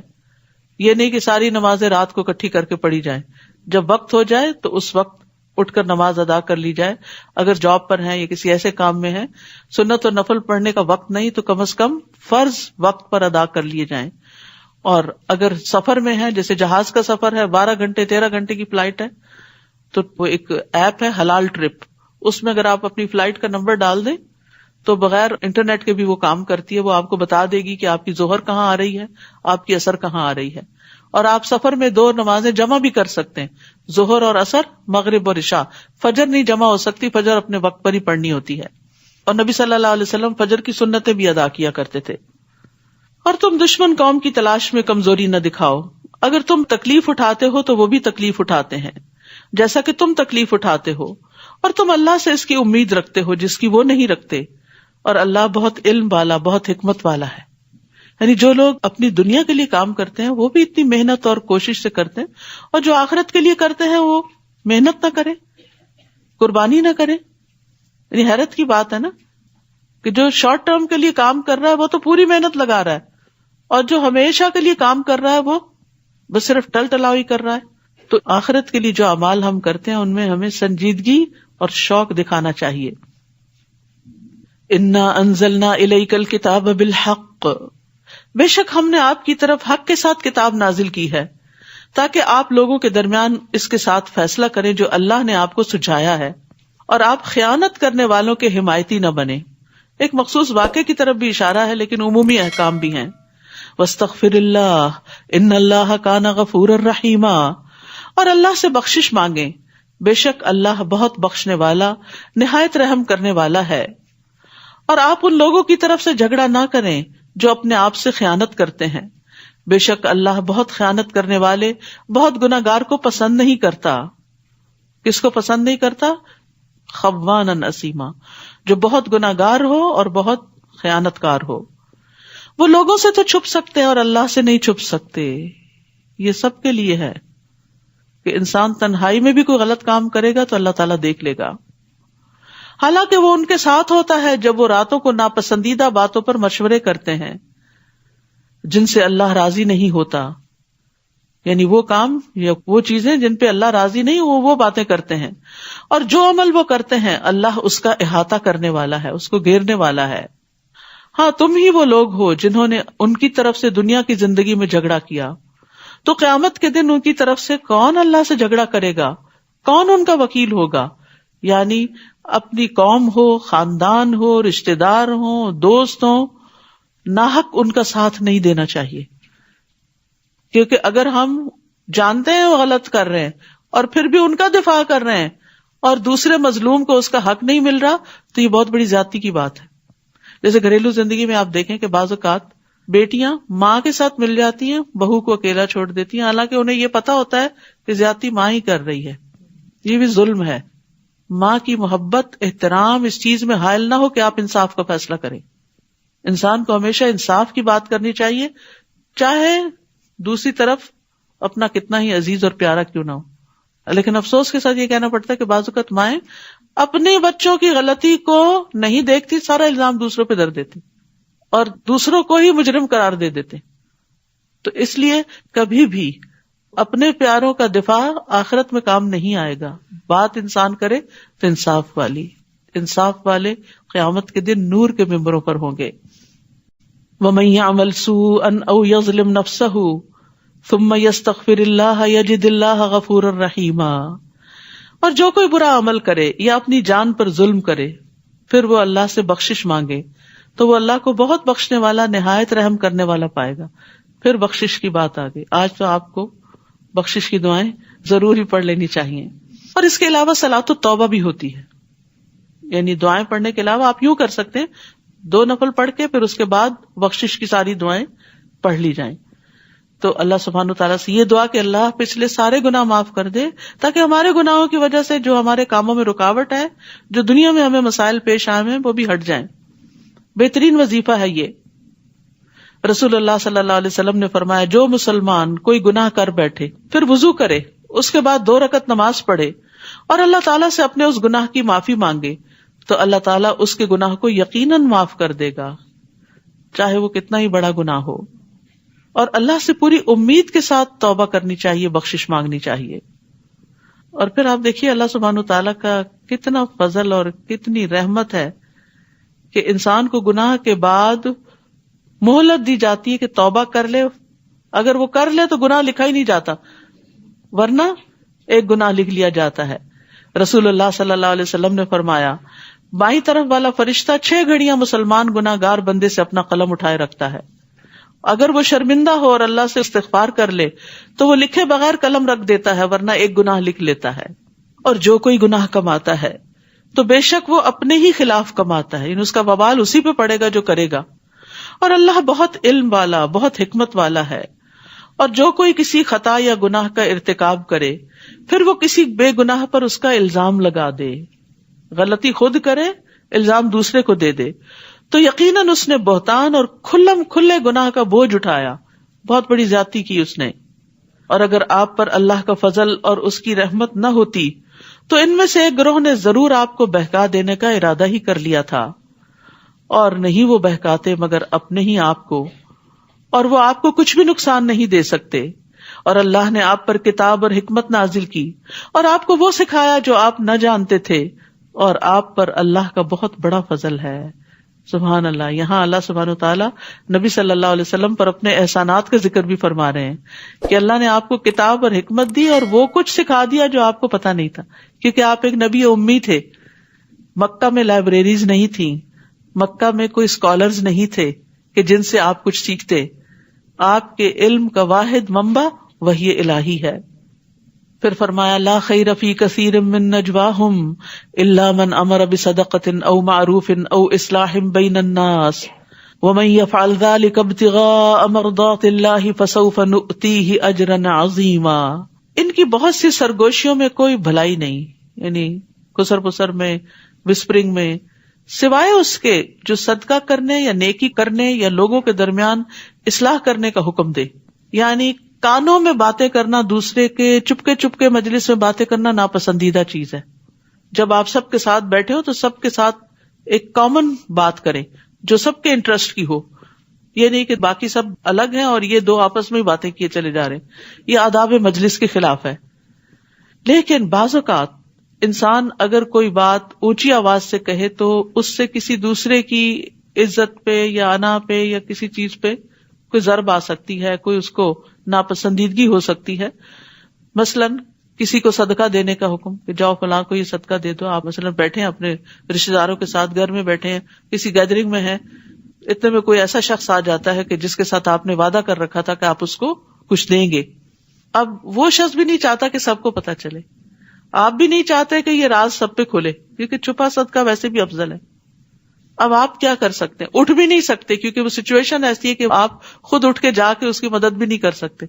لا محالہ آپ کو کسی سے ہی کام لینا ہے، تو آپ یہ نہیں کر سکتے او فلاں ادھر آؤ، اس فلاں کو یہ صدقہ کرو، فلاں چیز دے دو. نہیں، اس سے اس کی عزت نفس مجروح ہوگی. اب آپ کیا کر سکتے؟ ہو سکتا ہے آپ کے دائیں ہاتھ آپ کا کوئی مددگار بیٹھا ہو، آپ اس کے کان میں چپکے سے کہیں کہ وہ فلاں الماری میں فلاں جگہ فلاں پیکٹ رکھا ہوا ہے، وہ نکال کے چپکے سے فلاں کو دے دو. یہ سرگوشی پسندیدہ ہے. یا نیکی کرنے، یا اسی طرح نیکی کا کوئی اور کام ہے، یا لوگوں کے درمیان اصلاح کرنے کا حکم، یعنی دو لوگ لڑائی جھگڑا کر رہے ہیں تو ان کے بیچ میں کوئی ایسی بات کہ جس سے لوگوں کی صلح ہو جائے تو وہ بھی چپکے چپکے کی جا سکتی ہے. اور جو کوئی اللہ کی رضامندی چاہنے کے لیے ایسا کرے گا تو ہم ضرور اسے اجر عظیم سے نوازیں گے. اور جو کوئی رسول کی مخالفت کرے اس کے بعد کہ ہدایت اس کے لیے واضح ہو گئی اور مومنوں کے راستے کے علاوہ کسی اور راستے کی پیروی کرے تو ہم اسے اسی طرف پھیر دیں گے جدھر وہ پھر گیا، اور ہم اسے جہنم میں جلائیں گے، اور وہ کتنی بری ہے لوٹنے کی جگہ. امام شافعی نے 300 بار قرآن مجید پڑھا ایک حکم کو جاننے کے لیے کہ مسلمانوں کا جس چیز پر اجماع ہو اس کا کیا حکم ہے. تو آخری بار ان کو اس آیت میں اپنے مسئلے کا جواب مل گیا. تو یہ علماء کا غور و فکر ہوتا تھا کہ وہ ہماری طرح صرف نیکیاں کمانے کے لیے نہیں قرآن پڑھتے تھے، وہ بھی پڑھنا چاہیے، لیکن اس میں سے احکامات کا استنباط کرنے کے لیے. استنباط کا لفظ جو ہے نبتا سے، نبت کہتے ہیں کنویں کی تہہ سے پہلے پانی کا نکلنا. کنواں کیسے کھودا جاتا ہے؟ کسی نے دیکھا ہے وہ پروسیس؟ کتنا مشکل ہوتا ہے. یعنی ایک چھوٹے سے سرکل کی مٹی نکال کے باہر پھینکنی ہوتی ہے، اور جو نکالنے والا ہوتا ہے وہ خود نیچے اترتا ہے، اور پھر آپ سوچئے کہ کتنی تہ نکالتا ہے، اور پھر جا کے پانی آتا ہے. تو اتنی سخت مشقت کرنی پڑتی ہے، اتنا کچھ پڑھنا پڑتا ہے، جب جا کر کسی مسئلے کا حل ملتا ہے. ہم ہتھیلی پہ سرسوں جمانا چاہتے ہیں، علم کے ساتھ کمٹمنٹ ہونی چاہیے. حقیقت یہ ہے کہ کوئی بھی نیکی کا کام کریں اس کے ساتھ کمٹمنٹ ضرور کریں. یہ نہیں ایک دن کر لیا دوسرے دن نہ کر لیا، چھوٹی چھوٹی باتوں کو عذر بہانہ بنا لیا. اور بعض اوقات صرف اپنی سستی ہوتی ہے کہ جس کی وجہ سے ہم خیر کثیر سے محروم رہ جاتے ہیں. اب مثال کے طور پر آپ نے آنا شروع کیا، ابھی کسی دن کہیں چلو آج گھر سے ہی سن لیتے، ایک دن گھر میں بیٹھیں گے، دوسرے دن کہ اچھا کام کر کے سن لیتے ہیں، تیسرے دن کہیں گے بعد میں سن لیتے ہیں، ریکارڈنگ تو اویلیبل ہے. اور پھر وہ کب سنیں گے وہ اللہ ہی کو پتا ہے کہ سنیں گے بھی کہ نہیں سنیں گے. تو جس کام کو بھی آپ شروع کریں اس کو نبھائیں. ہمارے اسلاف میں اتنی خوبصورت مثالیں ملتی ہیں. مثلا سعید بن مسیب ہیں، نام سنا ہوا، بہت مشہور تابعی ہیں، ابو ہریرہ کے داماد تھے رضی اللہ عنہ. وہ کہتے ہیں کہ 30 سال سے میں نے فجر کی نماز کی پہلی تکبیر مس نہیں کی. 30 سال سے فجر کی نماز، اور وہ بھی اللہ اکبر جب ہوئی تو میں جماعت میں شامل تھا. ایسے لوگ. اور اب ہمارے ہاں فجر کیا کسی اور بھی نماز کا وقت ہو، اور کچھ نہیں تو چھوٹی موٹی ایسی بس گپ شپ میں باتوں میں بازو کا جمعہ شروع ہو چکا ہوتا تھا، ہم کہتے ہیں اچھا ابھی جاتے ہیں. خواتین کے لیے تو یہ حکم نہیں ہے کہ جماعت سے نماز پڑھیں، لیکن میں صرف کمٹمنٹ کی مثال دے رہی ہوں. اسی طرح ایک اور امام تھے، امام ربیعہ رائی، امام مالک کے استاد تھے، فقہ میں بہت بڑے امام مانے جاتے ہیں وہ بھی. انہوں نے بھی اسی طرح کی بات کی کہ 40 سال سے ان کی تکبیر اولیٰ فوت نہیں ہوئی. ہمارا دین اور ہماری یہ نمازیں ہمیں وقت کی پابندی سکھاتے. آج ہم اور لوگوں کو اپریشیٹ کرتے کہ فلاں شخص اپنے کام پہ کبھی 1 منٹ بھی لیٹ نہیں ہوا. لوگ اس کو قابل فخر بات سمجھتے ہیں کہ میں اپنی ڈیوٹی سے کبھی بھی لیٹ نہیں ہوا. تو جب ہم دنیا کی نوکری کے کریڈٹ بنانے میں اور اپنا اچھی ساکھ بنانے میں اتنی پابندی کرتے ہیں، تو ہم میں سے کوئی یہ بھی دیکھ لے کہ آخرت کی کمائی کے لیے ہماری کمٹمنٹ کتنی ہے. ہم میں سے کون یہ کہہ سکتا ہے آج تک میری ایک بھی فجر کی نماز قضا نہیں ہوئی؟ کوئی ہے جو دعویٰ کرے؟ کوئی نہیں کر سکتا. بس پتہ نہیں رات کو تھک گئی تھی، صبح آنکھ نہیں کھلی، پتہ نہیں وہ الارم بھی لگایا تھا کیا ہوا. نہیں، وقت کی پابندی، کمٹمنٹ نبھانا، یہ بہت اعلیٰ درجے کی نیکی ہے. ان اللہ لا یغفر ان یشرک بہ ویغفر ما دون ذلک لمن یشاء ومن یشرک باللہ فقد ضل ضلالا بعیدا. بے شک اللہ نہیں بخشے گا کہ اس کے ساتھ کسی کو شریک ٹھہرایا جائے. پھر دوبارہ یہی بات آئی، شرک ناقابل معافی گناہ ہے، اور جو اس کے علاوہ ہوگا وہ جس کے لیے چاہے گا بخش دے گا. اور جو کوئی اللہ کے ساتھ شریک ٹھہرائے تو یقیناً وہ گمراہی میں بہت دور بھٹک گیا. شرک سے برات کے لیے لا الہ الا اللہ کا ورد بڑا فائدہ مند ہے، اور لا الہ الا اللہ کا معنی سمجھنا بڑا ضروری ہے. یہ ایک پورا کارڈ اس پہ بنایا گیا کہ لا الہ الا اللہ پڑھنے کی فضیلت کیا ہے اور کس کس طرح پڑھا جائے. تو یہ بھی ایک بڑی اچھی یاد دہانی ہوتی ہے اپنے توحید کے سبق کو دہرانے کی. ابو درداء سے روایت ہے، کہتے ہیں کہ میں نے رسول اللہ صلی اللہ علیہ وسلم کو فرماتے ہوئے سنا کہ ہر گناہ کے بارے میں امید ہے کہ اللہ اسے بخش دے گا سوائے اس شخص کے جو مشرک ہو کے مرا یا کسی نے مومن کو جان بوجھ کے قتل کیا. مشرک کے اعمال بھی قبول نہیں ہوتے. فرمایا پیر اور جمعرات کے دن جنت کے دروازے کھول دیے جاتے ہیں اور ہر اس بندے کی مغفرت کر دی جاتی ہے جو اللہ کے ساتھ کسی کو شریک نہیں کرتا، اور اس بندے کے سوا جس کی اپنے بھائی کے ساتھ عداوت ہو. یعنی لوگوں سے دشمنی رکھنا جو ہے یہ بھی انسان کو بہت بڑی محرومیوں کا شکار کر دیتا ہے. چنانچہ کہا جاتا ہے ان دونوں کو مہلت دو حتیٰ کہ یہ صلح کر لیں، ان دونوں کو مہلت دو حتیٰ کہ صلح کر لیں، ان دونوں کو مہلت دو حتیٰ کہ صلح کر لیں، اور پھر صلح کر لیں تو اس کے بعد ان کی بھی بخشش کر دی جائے گی. ان يدعون من دونه الا اناثا وان يدعون الا شیطانا مریدا. نہیں وہ پکارتے اس کے سوا مگر دیویوں کو، اور نہیں وہ پکارتے مگر سرکش شیطان کو. یعنی یہ شرک کی علامات ہیں، دیوتاؤں اور دیویوں کو پکارنا، ان کے پاس مرادیں لے کے جانا، ان سے دعائیں کرنا. اور اسی طرح شیطان کی بندگی کرنا. اللہ نے اس پر یعنی شیطان پر لعنت کی اور اس نے کہا یعنی شیطان نے کہا میں تیرے بندوں میں سے ایک مقرر حصہ ضرور بے ضرور لے کر رہوں گا, ان کو اپنا چیلا بنا کے چھوڑوں گا. اور دن رات وہ اس کام پہ لگا ہوا ہے اور اس کے لیے اس نے مہلت مانگی تھی کہ مجھے قیامت تک زندگی دے دی جائے, اور اس کو دے دی گئی. اور وہ ہر وقت اب یہی کچھ کر رہا ہے, برائیوں کو خوبصورت بنا بنا کے لوگوں کو اپنے جال میں پھانستا ہے. امام ابن قیم کہتے ہیں کہ شیطان کی ایک حیران کن چال یہ ہے کہ وہ انسان کے نفس کو سونگھتا ہے, یہاں تک کہ وہ جان لیتا ہے کہ ان دو قوتوں میں سے کون سی قوت انسان کے نفس پہ غالب آتی ہے. نمبر 1 پیش قدمی اور بہادری کی قوت کہ کر لوں گا یہ نیکی کا کام کروں گا میں تو, اور نمبر 2 باز رہنے اور پیچھے ہٹنے اور کمزور ہونے کی قوت, یعنی یہ بندہ نیکی میں آگے جانے والا ہے یا پیچھے رہنے والا ہے. اور جو بزدل ہے پیچھے رہنے والا اس کو وہ کنٹرول کر لیتا ہے, اور جس کے بارے میں پتا چل جاتا ہے کہ نہیں یہ تو باز ہی نہیں آئے گا تو پھر وہ اگلے سٹیپ پہ جا کے کوئی اور چال چلتا ہے. تو یاد رکھیے بلند ہمتی پیدا کیجیے اپنے اندر, نیکی کے کاموں کو مشکل نہ جانیے, کوتاہی نہ کیجیے, سستی نہ کیجیے. شیطان کے وسوسے 2 طرح کے ہوتے ہیں, یا تو وہ کوتاہی کا وسوسہ ڈالتا ہے یا وہ اس میں حد سے بڑھنے یا غلو کی طرف لے جاتا ہے. اسے پرواہ نہیں کس میں وہ کامیاب ہوتا ہے, یعنی جو تو کمزوری دکھاتا ہے اس کو کمزوری کے اور وسوسے ڈالتا ہے, اور جو بہادری دکھاتا ہے اس کو کہتا ہے حد سے آگے بڑھ جاؤ, تو اس کو بھی رکنا ہوتا ہے. نو ایکسٹریمزم, نہ ادھر سے نہ ادھر سے, درمیان کی راہ.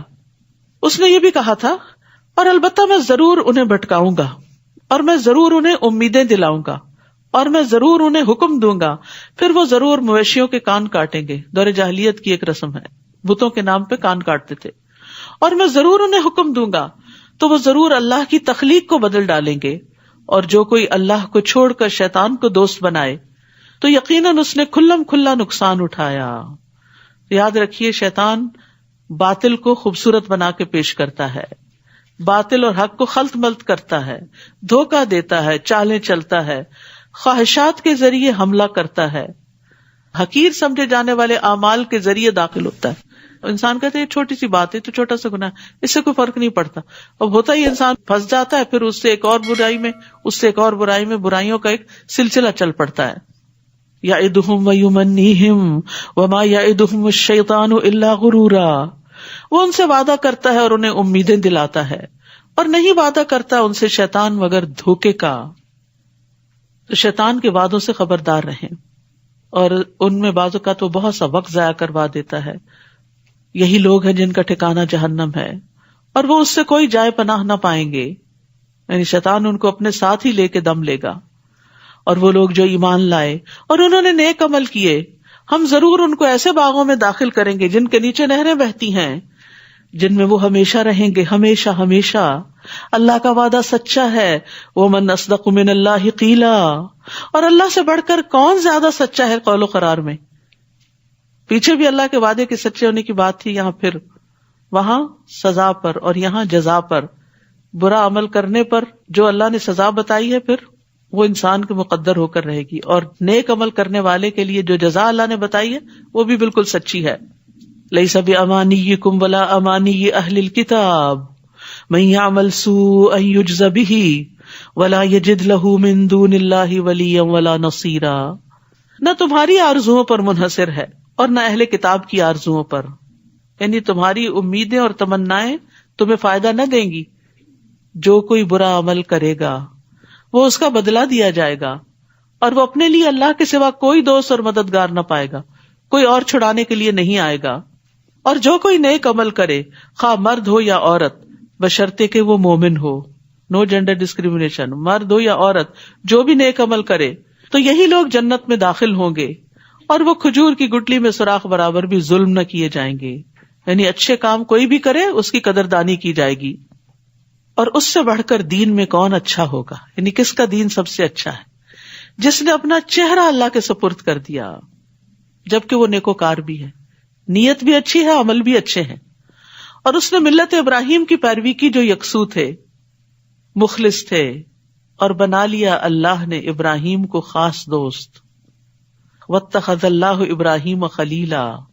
تو یہاں یہ بتایا جا رہا ہے دراصل کہ ابراہیم علیہ السلام پیروی کے لائق ہیں, انہوں نے وہ چیز پا لی جس کے ذریعے بندہ اللہ کا قرب حاصل کرتا ہے اور اللہ سبحانہ تعالیٰ کے قریب ہو گئے اور خلت کا مقام حاصل کیا جو کہ محبت کا اعلیٰ ترین درجہ ہے.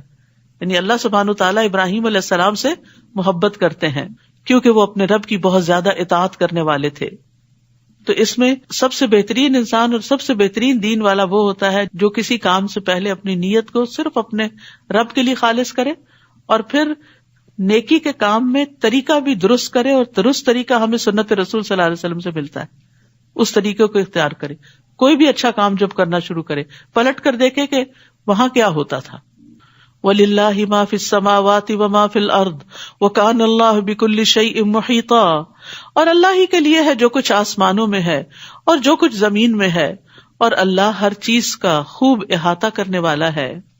وَيَسْتَفْتُونَكَ فِي النِّسَاءِ, اور وہ عورتوں کے بارے میں آپ سے فتویٰ مانگتے ہیں. کہہ دیجئے اللہ ان کے بارے میں تمہیں فتویٰ دیتا ہے, اور وہ بھی جو تم پر یتیم عورتوں کے بارے میں کتاب میں پڑھا جاتا ہے جنہیں تم مہر نہیں دیتے جو ان کے لیے لکھا گیا, حالانکہ تم ان سے نکاح کی رغبت رکھتے ہو, اور کمزور بچوں کے بارے میں بھی, اور یہ کہ تم یتیموں کے لیے انصاف پر قائم رہو, اور جو بھی نیکی تم کرو گے بے شک اللہ اسے خوب جاننے والا ہے. تو یاد رکھیے ہمارے دین میں یتیموں کے حقوق کا بہت لحاظ رکھا گیا ہے. یتیم کے لیے رحم دل باپ کی طرح بن جانا چاہیے, اور یاد رکھنا چاہیے کہ جو بوئیں گے وہی کاٹیں گے. آج اگر یتیم بچے کے ساتھ زیادتی کی تو وہ کہیں چھپ نہیں جائے گی, اللہ کو پتا ہے اور اللہ اس کا بدلہ دینے والا ہے. یتیم کی ضروریات کا بھی خیال رکھنا چاہیے, اس کے مال کی حفاظت کرنی چاہیے, اور اس کو اخلاق اور آداب سکھانے چاہیے. پھر فرمایا, اور اگر کوئی عورت اپنے شوہر کی زیادتی کرنے یا بے رخی برتنے سے ڈرتی ہو تو ان دونوں پر کوئی گناہ نہیں کہ وہ آپس میں صلح کر لیں, اور صلح کرنا بہتر ہے, اور دلوں میں تنگی رکھ دی گئی ہے, بخیلی رکھ دی گئی ہے. اور اگر تم احسان کرو اور تقوی اختیار کرو تو بے شک جو عمل بھی تم کرتے ہو اللہ اس کی خوب خبر رکھنے والا ہے. تو یاد رکھیے ہسبینڈ وائف کے بیچ میں اختلافات ہوتے رہتے ہیں, لیکن وہ اختلافات اتنے بڑے نہ ہو جائیں کہ آپس میں دوریاں بہت دور تک چلی جائیں اور میل ملاپ کا کوئی ذریعہ باقی نہ رہے.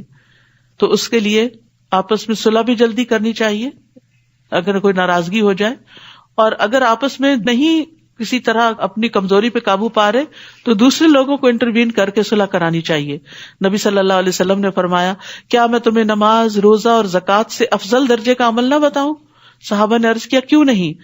آپ نے فرمایا آپس میں صلح کروانا, جبکہ لوگوں میں پھوٹ اور فساد ڈالنا دین کو موڑنے والی چیز ہے. آپ نے یہ بھی فرمایا آپس میں صلح کرانا افضل صدقہ ہے. تو جہاں کہیں ضرورت ہو آپ کی اور آپ کوئی رول پلے کر سکتے ہو تو ضرور کوشش کیجیے, لیکن دلوں میں تنگی ہے, معاف کرنے پہ لوگ تیار نہیں ہوتے, اور اس کا نتیجہ کیا ہوتا ہے کہ پھر دوریاں بڑھ جاتی ہیں. تو یاد رکھیے کہ ازواجی تعلقات کو مضبوط کرنے کے لیے ضروری ہے کہ ہم کچھ چیزوں پر کمپرومائز کرنا بھی جانیں. صرف دوسرے سے ہی توقعات نہ رکھیں, جو چیز ہم دوسرے میں دیکھنا چاہتے ہیں وہ اپنے اندر پیدا کر لیں. اگر ہم چاہتے ہیں کہ ہسبینڈ بہت کیئرنگ ہو تو آپ خود زیادہ کیئرنگ ہو جائیں تاکہ اس کو کیئر کرنا آ جائے. پھر اسی طرح یہ ہے کہ توقعات نہ رکھنا یہ تو نہیں ہو سکتا, لیکن ریئلسٹک توقعات رکھیں. یعنی اگر آپ نے گھر کی بہت اچھی صفائی کی ہے تو یہ توقع رکھ بیٹھنا کہ ضروری تعریف کرے, اور اگر اس نے نہیں کی تو آپ موڈ آف کر لیں, اور اس غریب کو یہ پتہ ہی نہ ہو کہ موڈ کیوں آف, اور اگر وہ پوچھے بھی تو کہیں کچھ نہیں. تو ایسے معاملہ کی اصلاح کیسے ہوگی؟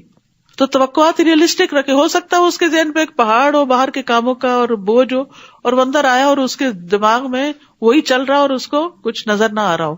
اسی طرح ہم چاہتے ہیں کھانے کی تعریف ہو, اسی چاہتے ہیں ہماری تعریف ہو, ہم نے اتنا کچھ پہنا, بنے سمرے, توجہ ہی نہیں کی. یہ چھوٹی چھوٹی ناراضگیاں ہوتی ہیں جو بڑی بن جاتی. تو توقعات ریئلسٹک رکھیں. پھر اسی طرح کچھ چیزیں تو وقت کے ساتھ دونوں میں تبدیل ہوتی ہیں, لیکن کچھ آتے نہیں تبدیل ہوتی. تو جو بدل نہیں سکتے اسے قبول کر لیں, ایکسپٹ کر لیں کہ یہ میرے ہسبینڈ میں کمزوری ہے, لیکن اس کے مقابلے میں خوبیاں بھی بہت ہیں, تو کوئی بات نہیں. اور پھر یہ نہیں کہ ہر چیز ایکسپٹ کر لیں, جس چیز کو تبدیل کر سکتے ہیں اس کو کوشش سے, دعا سے تبدیل بھی کریں. صبر اور برداشت کی صلاحیت اپنے اندر بلڈ کریں کہ چھوٹی سی چیز کو میں نے مائنڈ نہیں کرنا, پہلے سے تیار رکھیں. بہت اچھا کھانا بنایا, نئی تعریف ہوئی تو میں اپنے آپ کو نہیں گلاؤں گی, موو آن, آگے بڑھنا ہے کہ اس غم میں مبتلا نہیں رہنا. اور اگر معاملات بہت ہی بگڑ جائیں، ہر چیز ہی بری لگ رہی ہے، ہر چیز ہی بری لگ رہی ہے، تو کچھ عرصے کے لیے ماحول تبدیل کر لیں، کیونکہ ماحول کی تبدیلی سے بھی بہت کچھ تبدیل ہو جاتا ہے. اور خاص طور پر یہاں کا ماحول جو ہے، جیسے سردیوں کے دن بہت چھوٹے ہوتے ہیں اور اندھیرا ہی اندھیرا، اور اگر دل میں بھی اندھیرا اور باہر بھی اندھیرا تو پھر نتیجہ کیا ہوگا.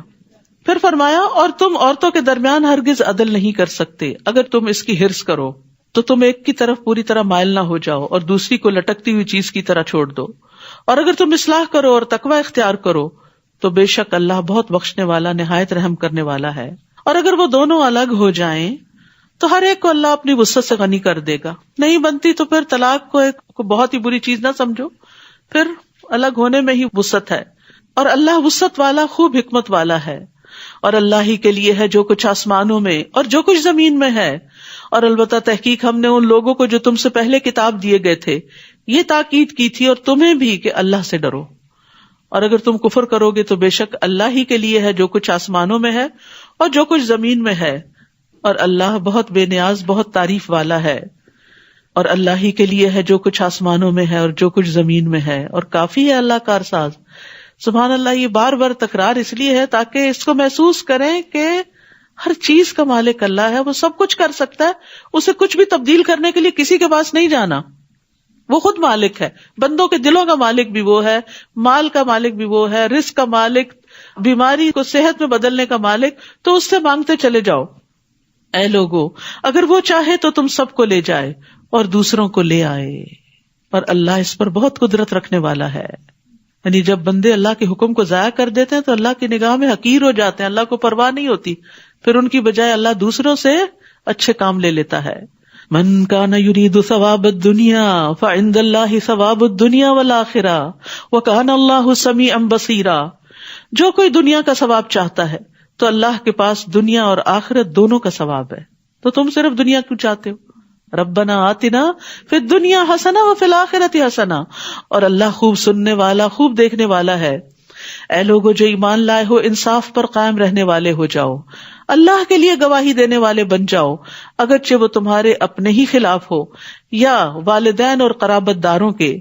اگر وہ غنی ہوں گے یا فقیر تو اللہ ان دونوں کا زیادہ خیر خواہ ہے. یعنی ناحق کسی کا ساتھ دے کر فقیر کے مقابل کو نقصان نہ دو. پس تم خواہشات کی پیروی نہ کرو کہ تم عدل نہ کرو. اور اگر تم زبان موڑو گے یا تم اعراض کرو گے تو بے شک جو بھی تم عمل کرتے ہو اللہ اس کی خوب خبر رکھنے والا ہے. تو انسان کو ہر حال میں حق بات ہی کہنی چاہیے، چاہے قریبی رشتہ داری کیوں نہ ہو. رسول اللہ صلی اللہ علیہ وسلم نے فرمایا قاضی 3 طرح کے ہوتے ہیں، ایک جنت میں، 2 آگ میں. جنت میں جانے والا وہ ہے جس نے حق پہچانا اور اس کے مطابق فیصلہ کیا. جس نے حق پہچانا پھر فیصلے میں ظلم کیا وہ آگ میں ہے، اور جس نے جاہل ہوتے ہوئے لوگوں کے فیصلے کیے وہ بھی آگ میں ہے. تو یہ بہت نازک معاملہ ہے. آپ جج تو نہیں ہے کہیں، لیکن گھر کے اندر بھی، بچوں کے بیچ میں بھی، رشتہ داروں کے بیچ میں بھی چھوٹے چھوٹے فیصلے کرنے پڑ جاتے ہیں. تو عدل سے کام لینے کی ضرورت ہے. اے لوگو جو ایمان لائے ہو، ایمان لاؤ اللہ اور اس کے رسول پر، یعنی اپنے ایمان کی تجدید کرتے رہو، اور اس کتاب پر جو اس نے اپنے رسول پر نازل کی، اور وہ کتاب جو اس نے اس سے پہلے نازل کی. اور جو کوئی انکار کرے گا اللہ کا اور اس کے فرشتوں کا اور اس کی کتابوں کا اور اس کے رسولوں کا اور آخرت کے دن کا، پس تحقیق وہ بھٹک گیا، بہت دور کا بھٹک جانا. بے شک وہ لوگ جو ایمان لائے پھر انہوں نے کفر کیا، پھر ایمان لائے پھر کفر کیا، پھر کفر میں بڑھ گئے، یعنی دین کو کھیل ہی بنا لیا، اللہ ایسا نہیں کہ انہیں بخش دے. یعنی کفر کی حالت میں موت آ گئی تو بخشش نہ ہوگی، اور نہ یہ کہ انہیں سیدھے رستے کی ہدایت دے. بشر المنافقین بان لهم عذابا الیما. منافقوں کو خوشخبری دے دیجئے کہ ان کے لیے دردناک عذاب ہے. جو لوگ مومنوں کو چھوڑ کر کافروں کو دلی دوست بنا لیتے ہیں، کیا وہ ان کے پاس عزت چاہتے ہیں؟ تو بے شک عزت ساری کی ساری اللہ ہی کے لیے ہے.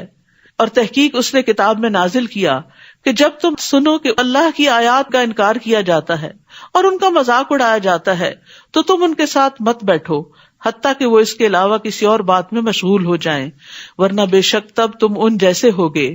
بے شک اللہ منافقوں اور کافروں سب کو جہنم میں جمع کرنے والا ہے. وہ لوگ جو تمہارے بارے میں انتظار کرتے ہیں، پھر اگر تمہارے لیے اللہ کی طرف سے کوئی فتح ہو، یعنی منافق انتظار کرتے ہیں، تو وہ کہتے ہیں کیا ہم تمہارے ساتھ نہ تھے؟ اور اگر کافروں کے لیے کوئی حصہ یعنی وہ کامیاب ہو تو کہتے ہیں کیا ہم تم پر غالب نہیں آنے لگے تھے اور ہم تمہیں مومنوں سے بچا نہیں رہے تھے؟ ان کی طرف ہو جاتے ہیں. بس اللہ قیامت کے دن تمہارے درمیان فیصلہ کرے گا اور اللہ کافروں کے لیے مومنوں پر ہرگز کوئی راستہ نہ بنائے گا.